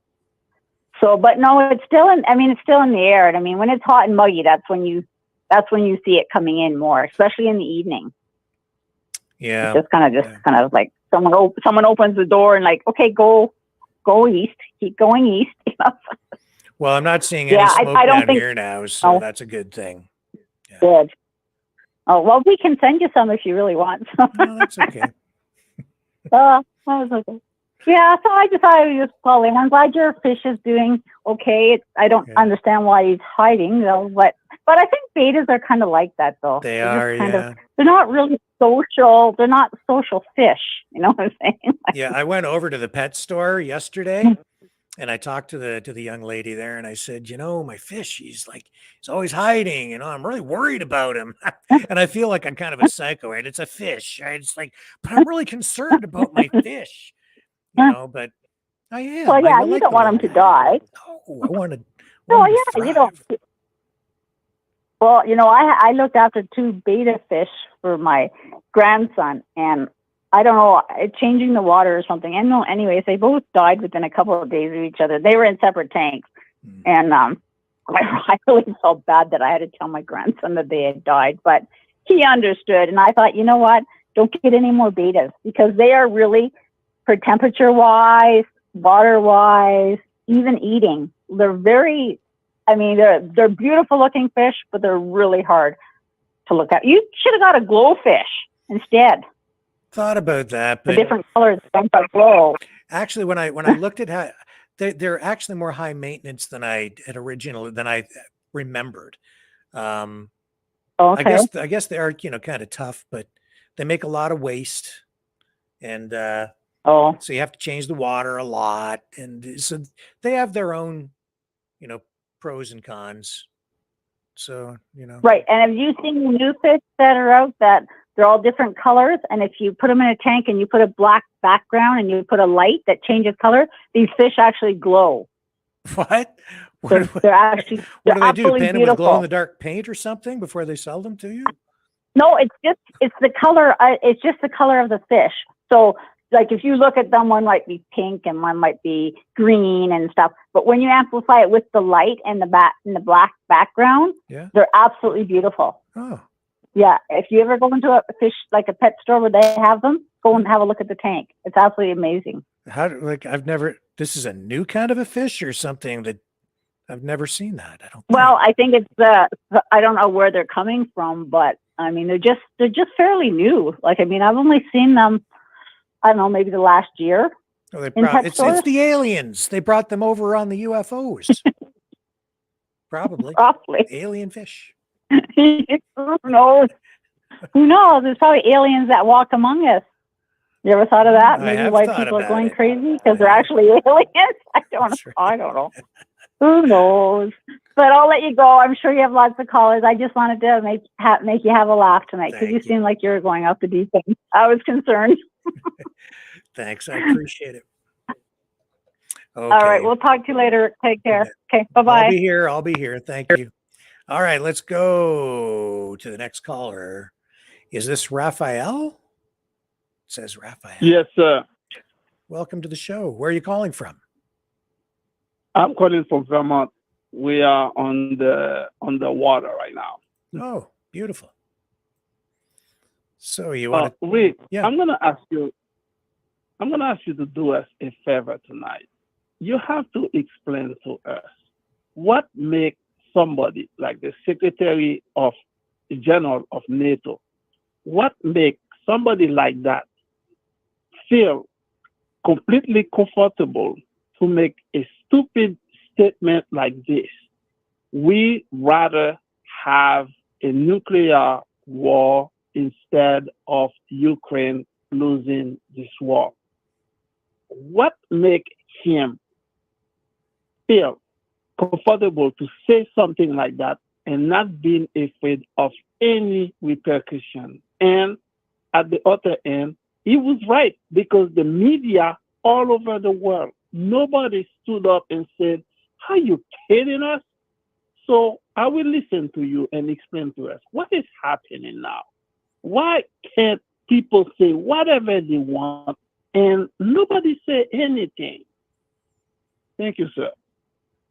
My belief is that we've just lived under the threat of nuclear conflict for so long that people have become desensitized to it. And you add into the mix the creation of tactical nuclear weapons, and you have insane people running things who actually believe they can use them on a limited scale.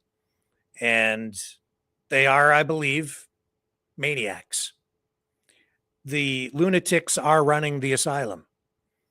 Just look at the people that are in power. Just because someone gets elected, it doesn't make them any smarter than anyone else. But people somehow turn the power and the authority over to them on a mass scale, even in a democracy, and expect the politicians, the bureaucrats, to just run things for us. And because we've gone so long since the 1940s, we've lived with nuclear weapons. I think a lot of people have just come to the attitude that it's not going to happen. And yet I would suggest to you that as long as these weapons are around, it's inevitable. At some point, we don't know when, at some point in the future, it could be tomorrow, it could be 100 years from now. Some idiot, some crazy maniac is going to want to use them and will. It'll happen again. It's already happened. It happened twice in World War II. It's just that simple. There are crazy people out there, insane people who don't value human life. And the media, not doing its job these days. Journalism, for the most part, is dead. Honestly, I've come to the conclusion that this is about as close as you're going to get to old school journalism right here. And I'm not even comfortable with what I do every night because I offer up my opinion on things so often. Makes me feel very uncomfortable. I don't like doing it. I was taught to just keep my opinion out of things and give people a voice. That's why the media is not questioning it, because they're providing a narrative. They're not journalists. I'm surrounded all the time, like everybody, all the journalists out there, almost all of them practically, not every single one, but they're engaging in activism. I do too, but I'm here advocating for freedom of speech, freedom of media, and individual rights and freedoms, as you heard earlier, right? But making it very clear that that's my opinion. What makes him feel he can do that? Because he's got the position. Simple as that. Does it make it right? Nope. But I don't know what else to say other than that. We have maniacs in charge, and they don't. And it's been like that through history anyway, you know. It doesn't matter what leader you're talking about. If somebody's telling you, go over there and kill those people, they're a maniac. I can understand self-defense, but that's not what we have. That's not what's going on right now. It's about money and power and an economic system that requires expansion in order to reach any kind of sustainable level. You can't sustain an economy like this without expansion because it's debt-based. So they need to transfer the debt onto other people, other countries, back to us. They have to transfer the debt in order to keep the economic system rolling. That's why BRICS, they've got it smarter. They're going back to the gold standard. We should too. But that's my opinion again. There it is. I don't know if that helps you at all, but that's kind of where we're at. Let's move on to the next caller. Hello. How are you tonight? Hello? Hello, you're on the air. Hello, Rick. Yes. Excellent. Right on. Well, it's Morgan, the Maverick Knight, the one that cares. Yes. Loving all of these people who are calling in and saying, how do these people get away with it when what they're doing is blatant? And it's like, and I think it's because we honestly are letting them. Like, and by letting them, I mean, individually, like microcosms, we all have, I have to do this right. Each person we can still love, like meaning they come in the store, hello, mister, hello this, hello that. But what we do is we take the responsibility that we gave, I'm using we as good, meaning I don't want to tear everything down. We use the structure we have to say, we have decided that because you're not following the rules, we are not, like, you know, you don't hold this position any longer, meaning the position still exists, like the authority, like you were saying, none of that disappears, except the job is taken away and not necessarily given to someone else. Now, I know it sounds odd, except it's time to see what happens, like in the meantime, unless there's something that absolutely has to be, like there needs to be a person there for like the signing of something or regulation, just meaning no more of the needed bureaucrats. All of these things that they're doing, all of like these people that when we say a politician did something, right? It sounds like every time I hear that, nothing happens. Or when Trudeau, the investigations and all this, because it seems as though the police are absolutely unwilling to charge or do what they would do in a regular situation to anyone else. So what I'm saying is I think the laws are absolutely fine.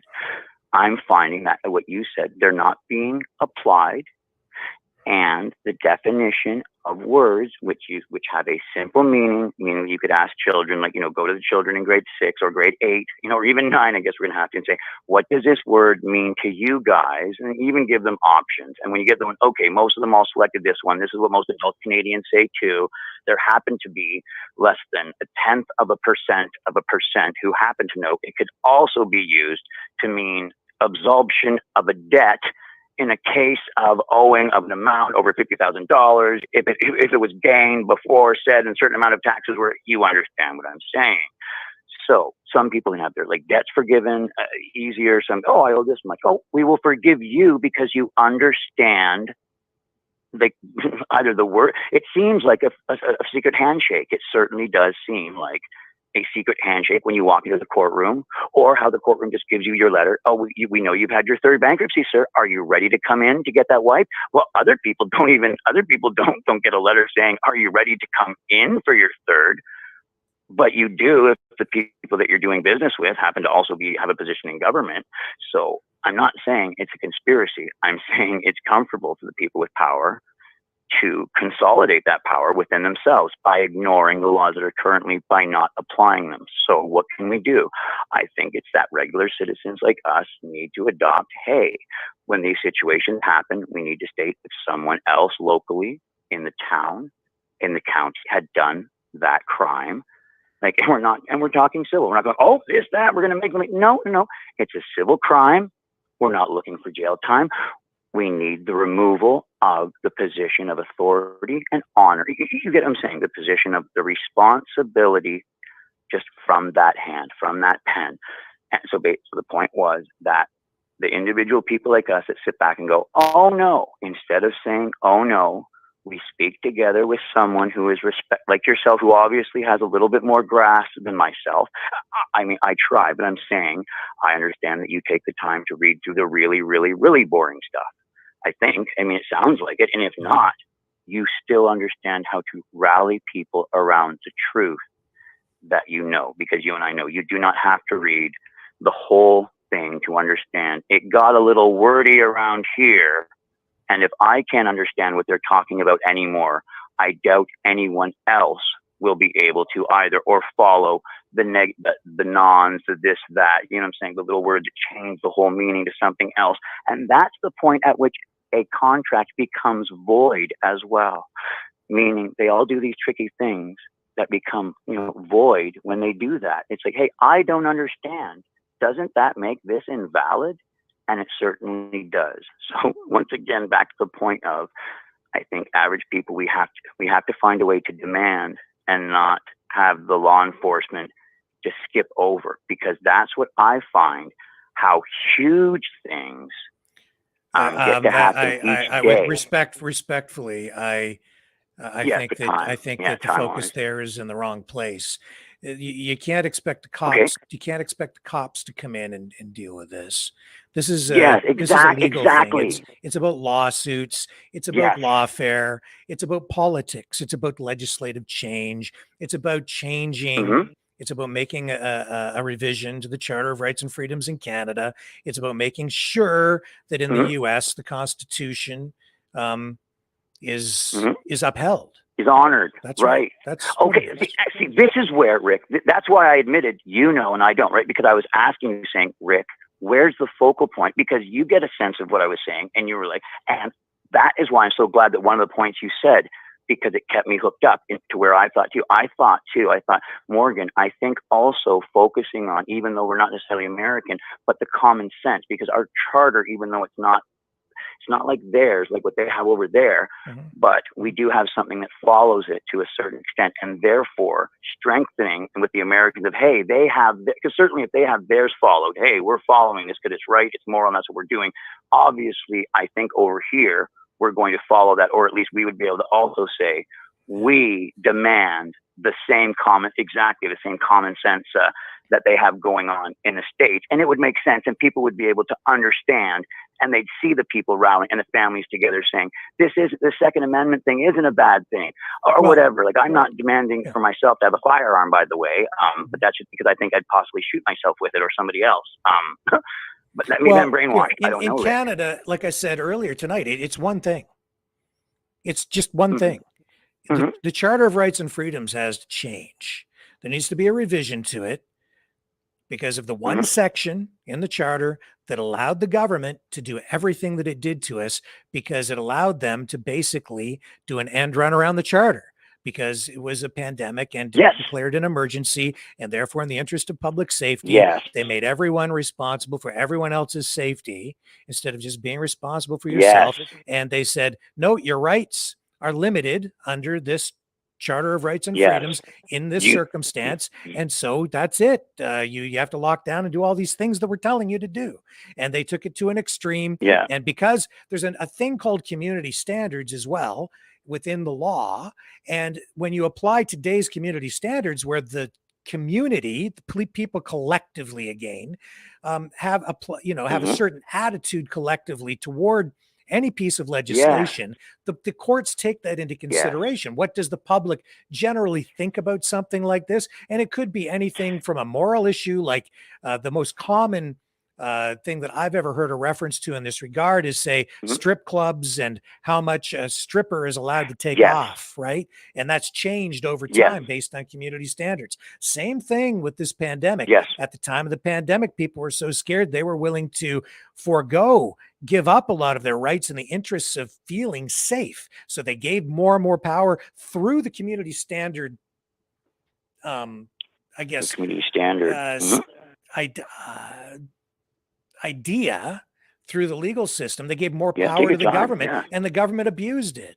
That section of the charter needs to come out or be revised. And then people say, well, that'll never happen. You can't do that. Yes, it can.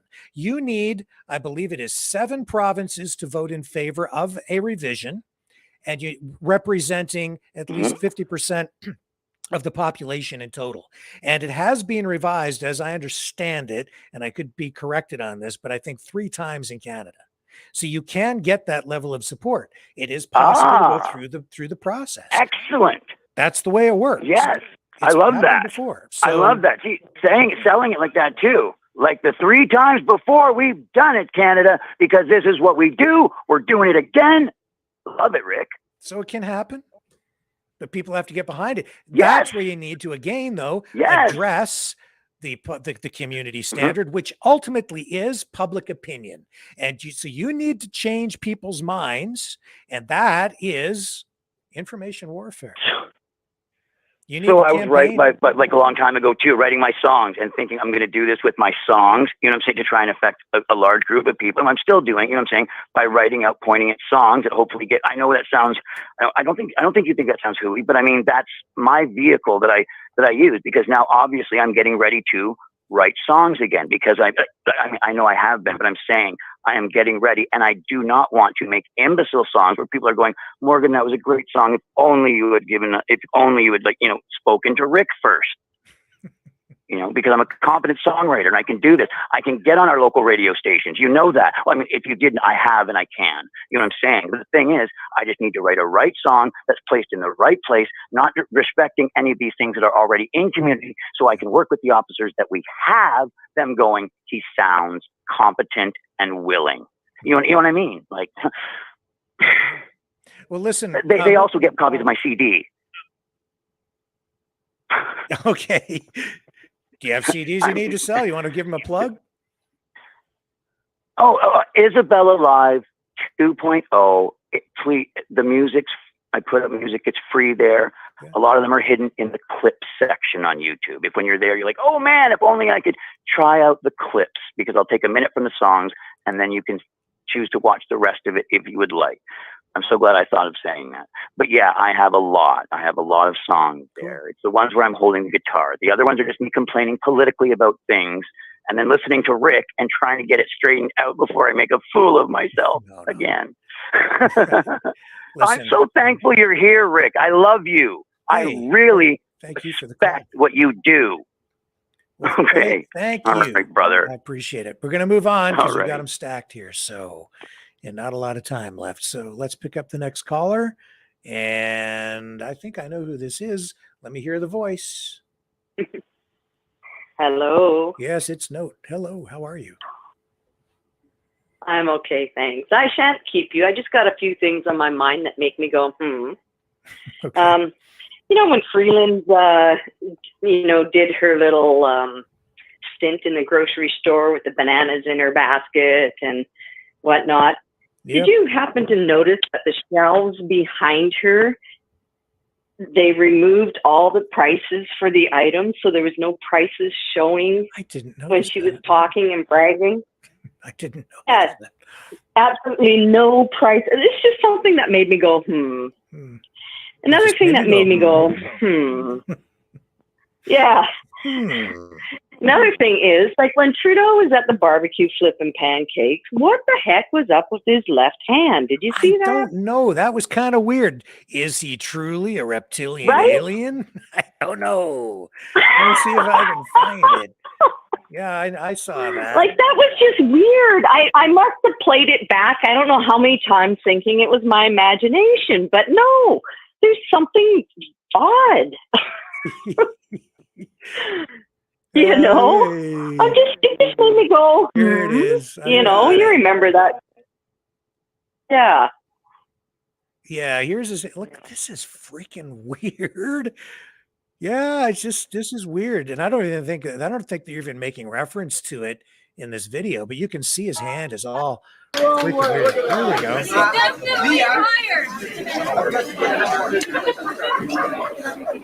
Next year's official Yeah. Oops, hang on, go this way. Look at his other hand. Look at his fingers. Next year's official Can you get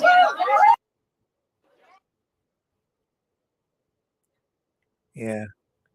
Okay, I'm gonna freeze it. Look at his, can you see his finger?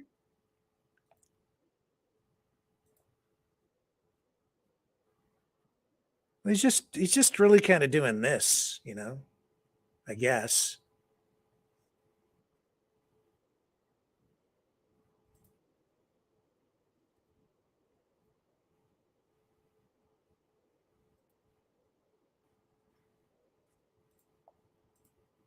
Look, there it is there.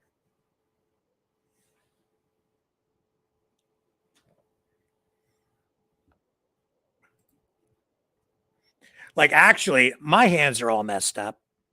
I have a disease in my hands, eh? So I'm not a reptilian alien, honest. Don't spread that rumor. That's fake news. I have Dupuytren's contracture in my hands. See how my fingers are all bent? See, I can't straighten out my fingers, eh? But I'm not a reptilian. Like that's as straight as I can make my hand. That's it.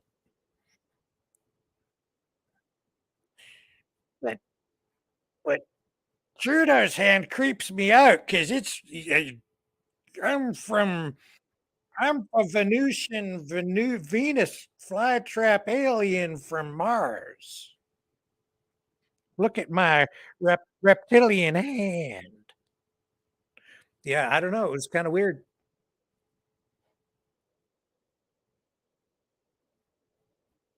Yeah.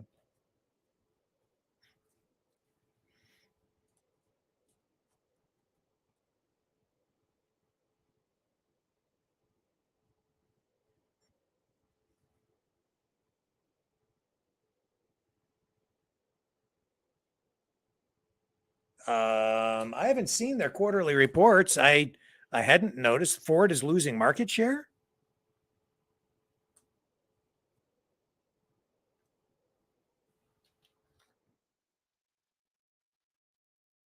No, I'm actually ramping up to do a whole bunch of production for my car show.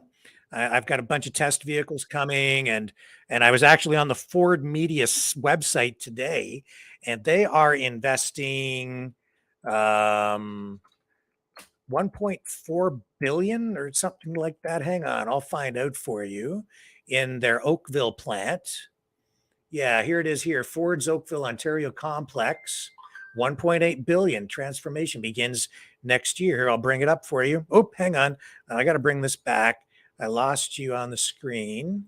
There you are. You're back. And I'll bring up this. Okay, I'm back, folks. Yeah, now I can't hear caller. Can't hear the caller? I hope they can hear you now. Can just Can say you hear something. me now? Can they hear? Can you hear Note now? I'm saying something. Here's something. Well, anyway, while you figure out, Okay. folks, if you can Thanks, hear Magic. Note, I will. Hey, Mouse. So Well, he's doing that. Yeah. here it is. Uh, Here's Ford's media website. Yeah, they're planning. Here it is.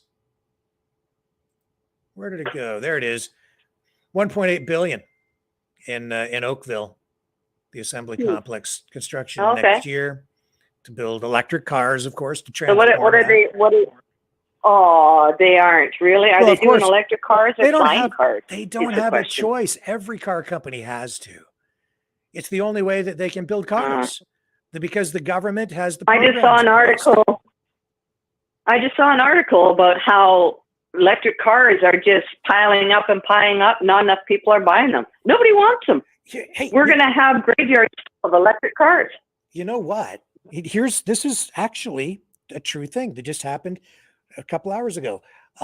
Where I get the test vehicles from, it's a variety of companies, and I don't want to say too much because I don't. It's not aimed at any of the car companies. Don't give it away. But I got an email back, and they asked me, "Are electric vehicles okay for you to test drive?" Do you know why they had to send that to me? Because I don't live in Toronto. Interesting. All the vehicles for the test vehicles, they come out of Toronto. So, it's about a charging issue, right? And it's fine. Like I'll get home. But it's true. Like with an electric vehicle, you need to plan and you need to think about how far you need to go to get to a level 3 charger. Otherwise, you're going to be stuck there for a longer period of time. So you're going on a long trip. And what about winter? You got to plan to not travel in the winter in Canada. Like, hello. Well, I don't know. I haven't really test driven electric vehicles in the winter yet. I've only had them in the summer, but I do know I've seen some people around here who have them and I see them driving around. I don't know how much the cold weather affects the range for those folks. I need to talk to some people and get real world feedback on that. Yeah, you could get some really good feedback on that. And even I don't drive, but I am definitely curious because I'm hearing a lot of different things, and I'm sure people would be interested in you being knowledgeable in cars and stuff. That might be very interesting for you to yak about, right? Oh yeah, and we will. I'll have a bunch of electric vehicles this season.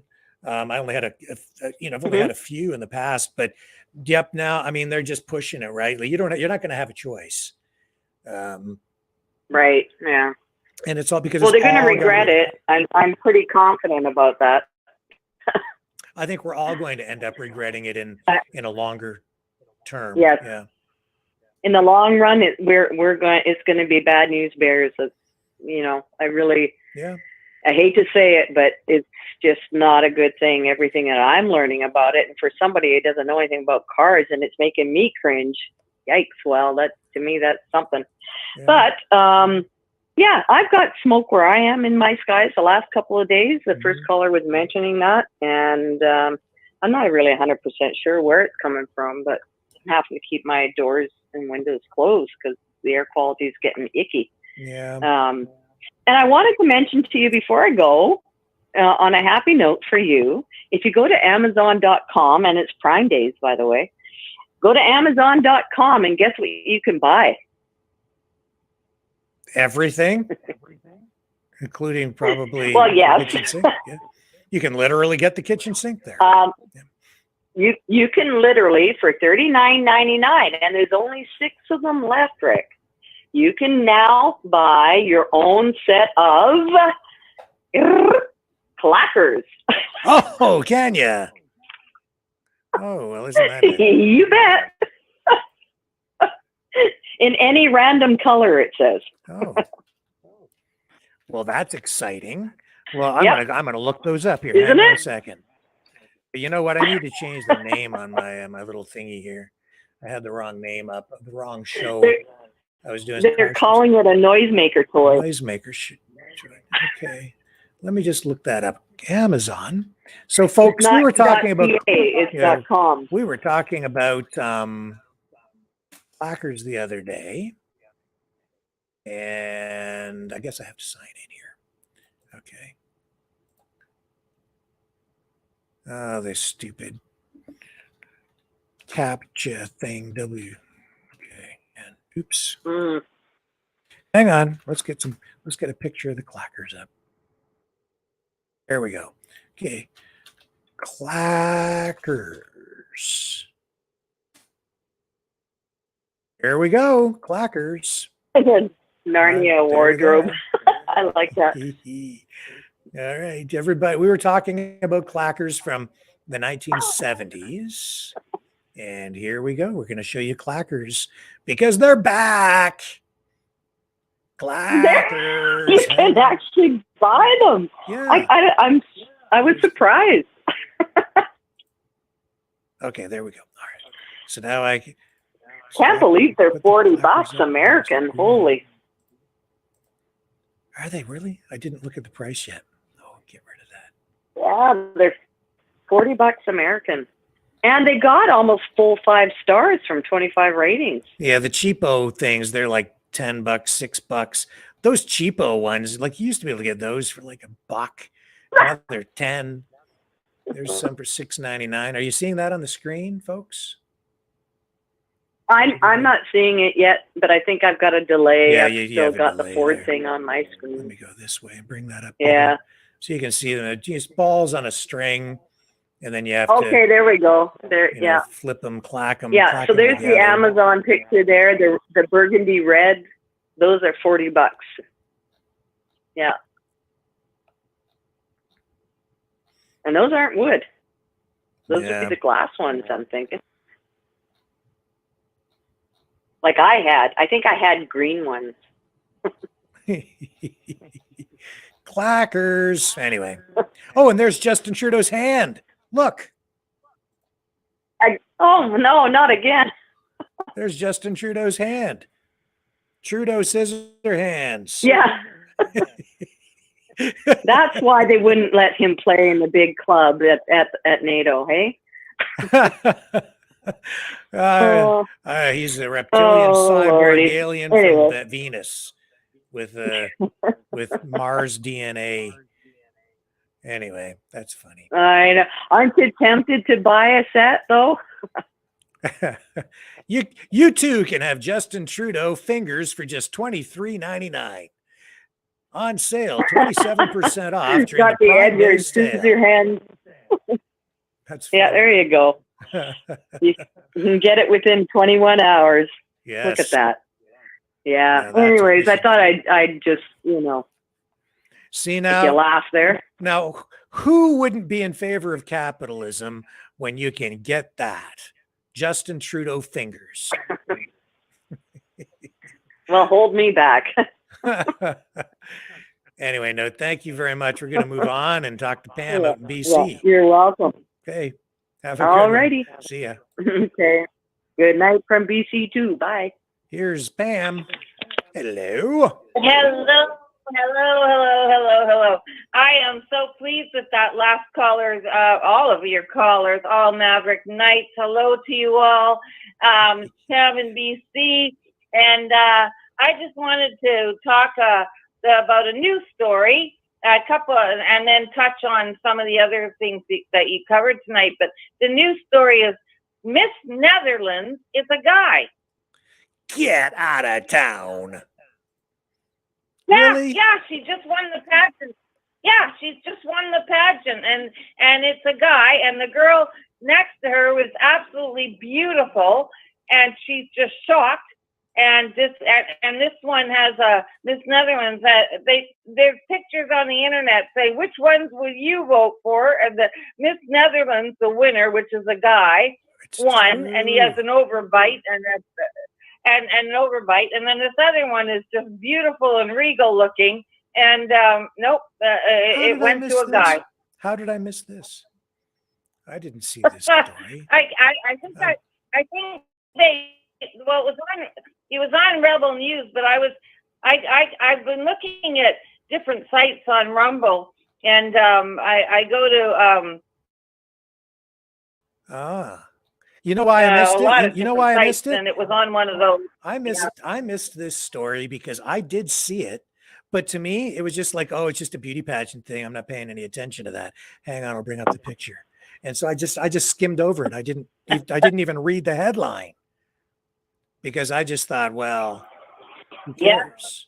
But it's a guy. it's news. It's It's unusual. it's a toy boy. Toy Wow. boy, toy boy, toy boy. Ugh, I can't even say it. There it is. Toy boy.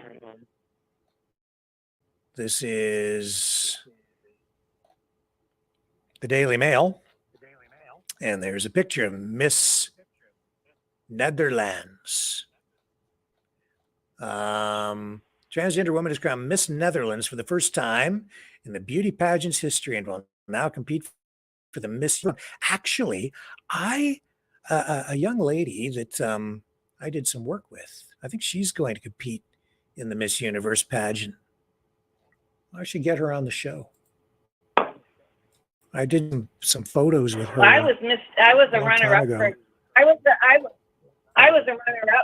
was a runner-up for Miss Teen Canada, but in the semi-final, asking what I wanted to do for a living, I said I wanted to drive tanks, and so I didn't make it any further. Oh yeah. Isn't that interesting? Well, Yeah. there's history in the making. Yeah.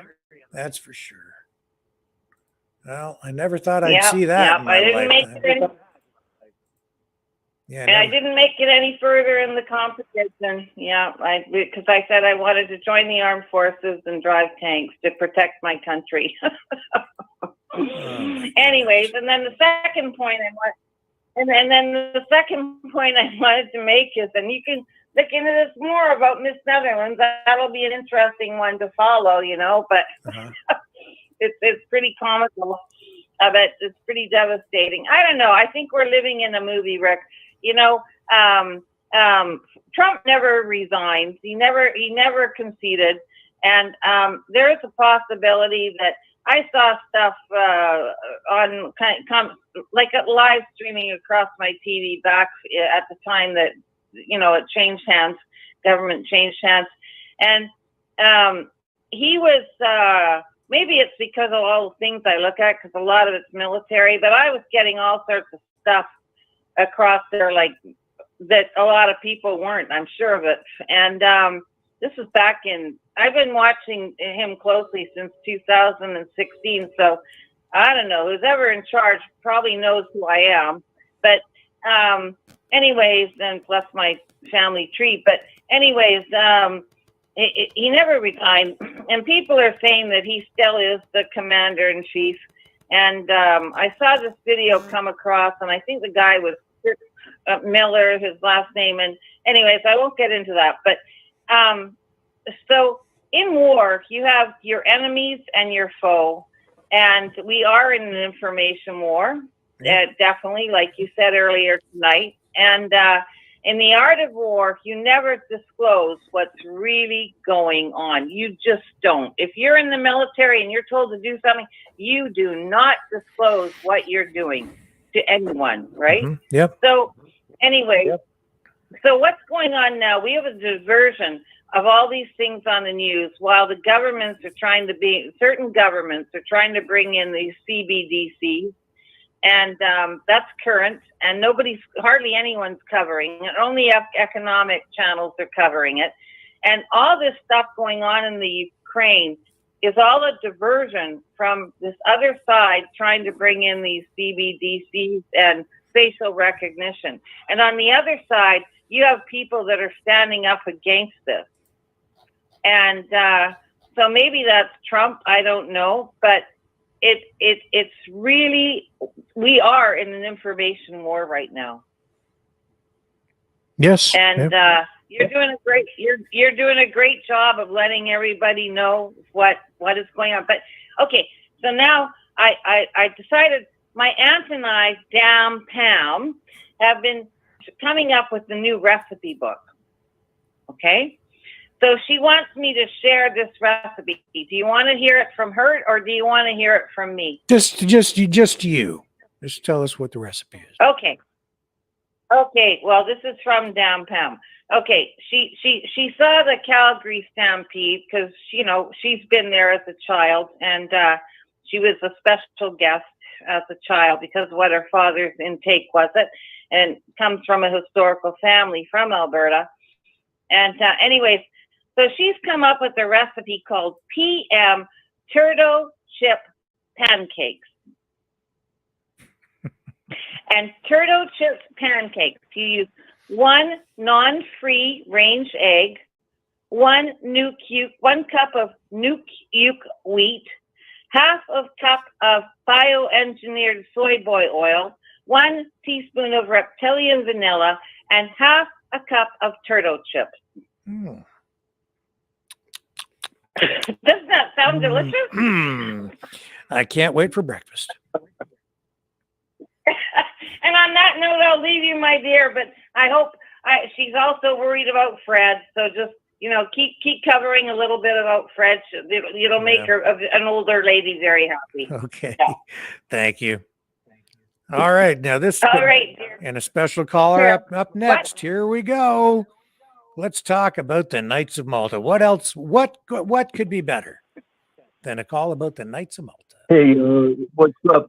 I'm hanging out like Johnny Cochran here, wedged between my cell phone and my tablet with total utter disregard for my well-being. Okay. So that I can bring you the final word of hope and solution. Okay. How you doing? I'm okay. How you doing? You lay it on me, man. It's like, I think you're going to be our final caller of the night, which is fitting. So, yeah. Hit me with the good stuff. Are you seriously suffering from 10 trigger fingers? Oh yeah, absolutely. I've got a problem with my hands. I've had it since I was in my 20s. It's not trigger finger. Right. It's a different condition, but anyway, no big deal. I've learned to live with it. So we're not going to fix that by just like pulling on them. The best we're going to do is make you fart, probably, or what? If we do traction on your fingers, that's why I don't do that. It's not possible. If you can't straighten your finger, you can't do the other thing. So I'm fart free. Oh man, I don't know. I look at people like Clay. At the cool table at the after party, we're going to work on those hands a little bit, see what I can do. Okay. But in the meantime, I just want to say to all the parents out there and the kids of the elderly and whatnot, that we got to pony up and acknowledge proof that the Knights of Malta are who they are, and they're doing what they're doing, and that they have a constitution with Rome to do it, and that's a problem. And we need to send a signal back to these people that are deceiving us and telling us that they deserve their authority and immunity to do this to us. And we have the smoking gun proof, and we're going to do it. It's frustrating that the weeks keep going by, and it hasn't been done. And I know it's taken its toll on all of us, but we are going to complete this mission. And you know what? You're winning me over. You have so much so that I'm thinking we need some Knights of Malta t-shirts. Yeah, I think we do. Yeah, I think we just need. You've been working on me for so long, and you kind of got me. And I think it's time that I fully embrace the whole Knights of Malta. What do you call it? What is it? This Knights? What is it? It's a project, objective, ideology. What's the right phrase? Exile the Knights of Malta. Exile the Knights of. Yeah, it's as simple as that. I mean, otherwise, the whole name of the organization is rather long. It's the Knights Hospitaller. Hospitalier or something like that. Yeah, Hospitaller Military Order of St. John of Jerusalem, of Rhodes, and of Malta. Yeah, yeah. With all the Sovereign scrambled Military Order of eggs Malta. and, Yeah. yeah, the Sovereign Military Order of Malta. It's, you know, it's been around for 1,000 years, and they've only started talking about it in North America in the 1940s. Uh-huh. You know, but they've been here. They've been here. They're the reason why the Vanderbilts had like unlimited money and whatnot, and the Morgans, and why these people had mysterious powers. Right? They have a blank check, and you know, so and you know, all the ends with the banks, and because they are the banks, they're all sectors, deep state and beyond. And there's only 3,500 in the USA running the whole show, and you have some fraction of that number in Canada with your smaller population, but they're up there, and they've been doing the same thing. And they came out of the closet in like 1948. There was some thing in Quebec or Montreal where they started to have the first public mention of them, you know, like they were some new thing, you know. Okay. You got me, man. You know yeah. what? We're going to embrace it. We're going to embrace this campaign to exile the Knights of Malta, and we're going to get some t-shirts made. I think that's awesome, Rick, and I would definitely, I'll buy like 30 of them. I'll go into debt. I'll get them. To make sure that everyone at my local venues is wearing those things. I'll get them designed. And you know, Carnation Revolution, you know, peaceful Carnation Revolution. That way you can't go wrong about it being a terroristic threat. Things like that, man. Okay. They're going to be big, Rick. And you're the man. And I will fix your hands best I can. You figure that I don't out. want Russian you to. It sounds painful already. Russian stimulation will have you like lifting Volkswagens with the back of your hand and stuff. Have you been knighted yet? Have I ever knighted you? I don't think I don't think I have. Well, it's high time we do. Here we go. All right. I'm down with that. We, the Maverick family, do hereby dub thee an official Maverick Knight, freedom fighter extraordinaire. May your courage and devotion to freedom and truth become a shining This last example year at to this the people time, I of our was world sitting up in and my the Maverick mimosa universe. tree making a short, demanding everybody Maverick put on their News. zebra The world stripes is watching. and do this exile the Knights of Malta thing. Year later, here we are, and I wouldn't do it any other way. We had to do what we had to do. Yeah. Well, there you go, Choosy. You are now officially knighted. And All right. Thank you, sir. I'm going to have to give you a special place here as you lead the charge against the Knights of Malta here on the Maverick News Channel. Thank you, sir. I'm with you till the end, Rick, and it's going to be, like I said, the cool table at the after party, and everybody's there. All right? All right, man. So it's the beginning of the best that everybody promised us about, how the best is yet to come. We're going to make it happen. And we got to just stop asking God for help. We have to help God do this. God needs us to help God get this done by just being responsible. We can do it. Yeah. Keep it clean. We can do it. All right. Much love, brother. Thank you for your patience and perseverance with me as you've led me along the path to enlightenment. Thank you, Rick, for being a part of the best movement in all of history. We are going to overcome the biggest hoax in history, and we are doing it. and we're very close to getting it done. All right. Much All right. love, brother. Okay. Thank And you, to sir. the Maverick family, take comfort. All right. Take comfort. It's coming. Much love. Okay. No fear. And keep it clean. Don't mess it up. That's right. Okay. All right. Let's go to Brenda. All right. Hi, Rick. All right. Hi Thank there. you. Brenda. I haven't called in a long time, but I listen to you every night. Yeah. Just a quick thing about Dupuytren's Yeah. contractive. Yep. I had it in both my hands. Yep. In both when I was 60 years old. And I noticed it shortly after Christmas that I had kind of a gristly feeling in the palm of my hand.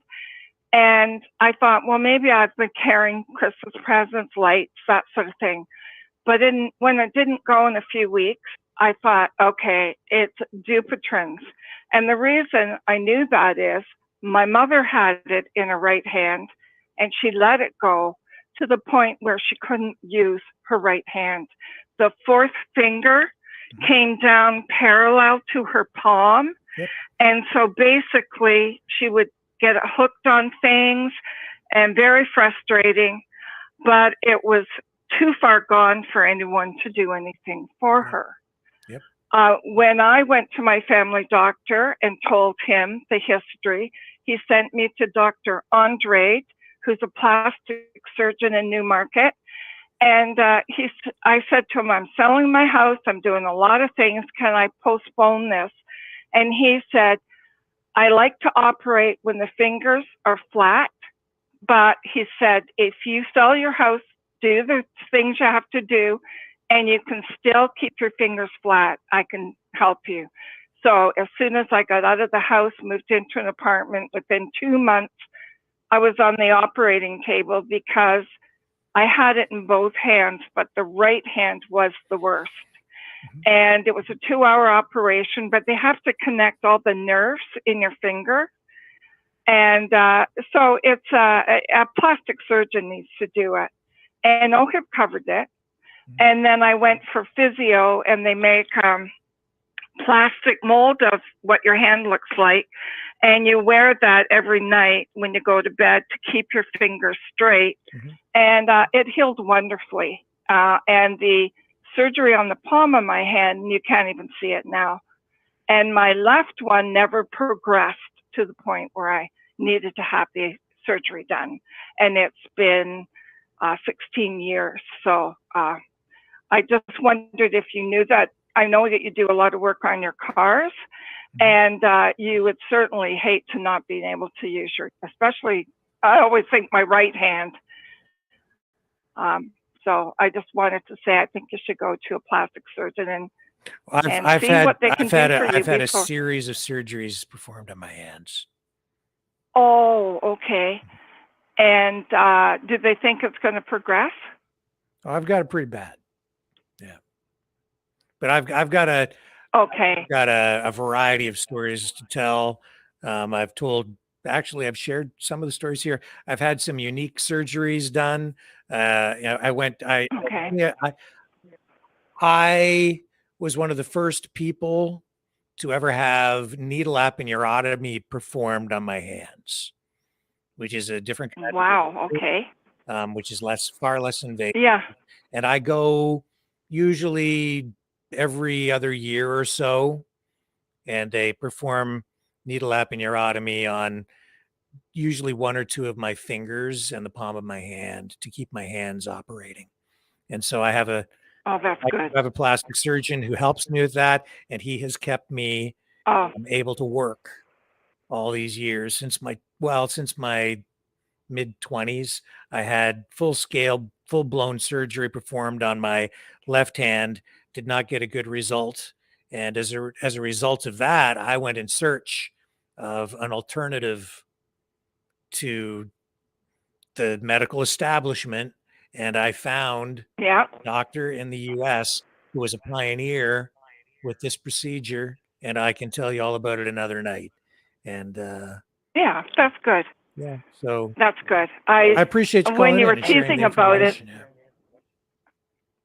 Yeah, when you were teasing about it and then said it's Dupuytren's, I thought, woo, I know how serious it is, because my mother couldn't use her right hand at all, and she had to learn to write with her left hand. And, women always think, well, I won't be able to write. I won't be able to put my makeup on. I better get in there and get it fixed. And it was a good solution for me, and thank God it worked. But I'm glad when you said it kind of flippantly, I thought, oh, I wonder if he's taking this serious. And I see that you are, serious, and I'm happy that you are. It's pretty serious, but I've just learned to live with it. It is actually, I guess you could consider it, doctors tell me, you've got a disability. And what do you mean you have a disability? Your hands. I'm like, well, I guess you could say it, but I've learned to live with it and work around it. It's just a thing. And it hasn't progressed now since you've been getting these needles. Yeah. Or it comes back, because it's progressive. Oh, I see. Yeah. But anyway, yeah. Don't worry about me and my hands. I've come to terms with it a long time ago. Okay, well, I'm okay. Well, I just thought I'd have that conversation. Yeah, I'm okay and with it. Oh, good. Yeah. But thanks you. For taking I my appreciate call. your concern, and that's good information that maybe can help some people out there, and we can talk about it more another night if anybody cares. Because I think maybe a lot of people might have it and not know and let it go, like my mother, and then there wasn't anything they could do for her. Yeah. So So anyway, thanks a lot for taking my call, and I'll see you tomorrow night. When did your mom go to the? Hang on a sec. How long ago did your mom go to the doctor? How many years ago?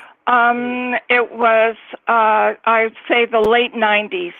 Tell her to go back. Her finger had already. Tell her to go back. There is a drug out there called Xiaflex. They inject it. Well, okay, my mom passed away in I'm so sorry. My mom passed away in the early 2000s, but my point was that I learned from her not to procrastinate and make sure that I looked into it. Yeah. And for me, it was a really easy fix. It was 6 weeks of recuperating, and the hand is wonderful. So, but I mean, I do know I did read about these injections before I had the surgery, and I just thought, now I'm going to get something done. It came on quick, and as I said, the surgery was of course, it's plastic. He's a young guy, plastic surgeon, and I'm fixed up great. So. Yeah, different options. Everybody's in several different options. Depends on your personal circumstance and your choice. That's right. As an individual, and what you decide is right for you, which is the way it should be. Yeah. And my daughter tells me that goes back to the Vikings. So I have to get on Ancestry because it's a Scandinavian disease, predominantly with the Vikings. So maybe you and I are Viking We warriors. probably are, but I have no desire to rape and pillage, so I would not be a very good Viking. Me too. I'll let you go, Rick. All right, thank you. Great call. Thank you. Bye-bye. All right, see ya. Bye. And that's it. No raping or pillaging allowed. Not around here. Not even when we exile the Knights of Malta. Not going to happen. Okay? It's going to be a peaceful exile. A kinder, gentler kind of exile. You can support the channel by donating at maverickdonations.com or at freedomreporters.com. And again, tonight, if you donate $70 or more to support the channel, I will send you a shirt, embroidered, a button shirt. And they're really nice. They're good ones. I've only got a few left. So freedomreporters.com or maverickdonations.com. You can also donate in the Rumble Rants, just like a super chat thing. We are still demonetized on YouTube, probably will be for life. But that's okay too. I've come to terms with that, and I'm okay with it. I don't need the darn money. Not if it means they're going to control us in any way, shape, or form. So that's okay. Also, make sure you like, share, subscribe. Subscribe over on Rumble. That helps us out a lot. And If you do subscribe on YouTube, make sure you hit the notification bell. You can't share on Facebook. Well, you can share the other links over to Facebook if you want. That would help us out too. And on Twitter and Twitch and Odyssey, we're on there. And you'll find us over on CloudHub, BitChute, and UgeTube. That's UGE Tube. We're on over there now. So we're branching out and going to other platforms as the censorship platforms ramp up their censorship. But that's okay because we will survive. We will find a way. Folks, I will be back tomorrow night, 6 p.m. Eastern Standard Time, I think, unless I decide to take a mental break and go work on that car that I've been waiting 3 years to do some work on. I have to weld some rocker panels into that thing so that I can get it back on the road. And in 3 years, I've not had the time. Everything's coming up all the time. And the thing that comes up most often is this show, because it takes most of the day to do the research, get it all ready to get going. And I'm sorry about those other platforms. They just kicked off there midstream again, and we lost that feed. So to anybody watching on those other platforms, I'm sorry, but you can't hear me anyway because we ain't on there. But I'll be back tomorrow night where the effort to exile the Knights of Malta will continue on the flip side.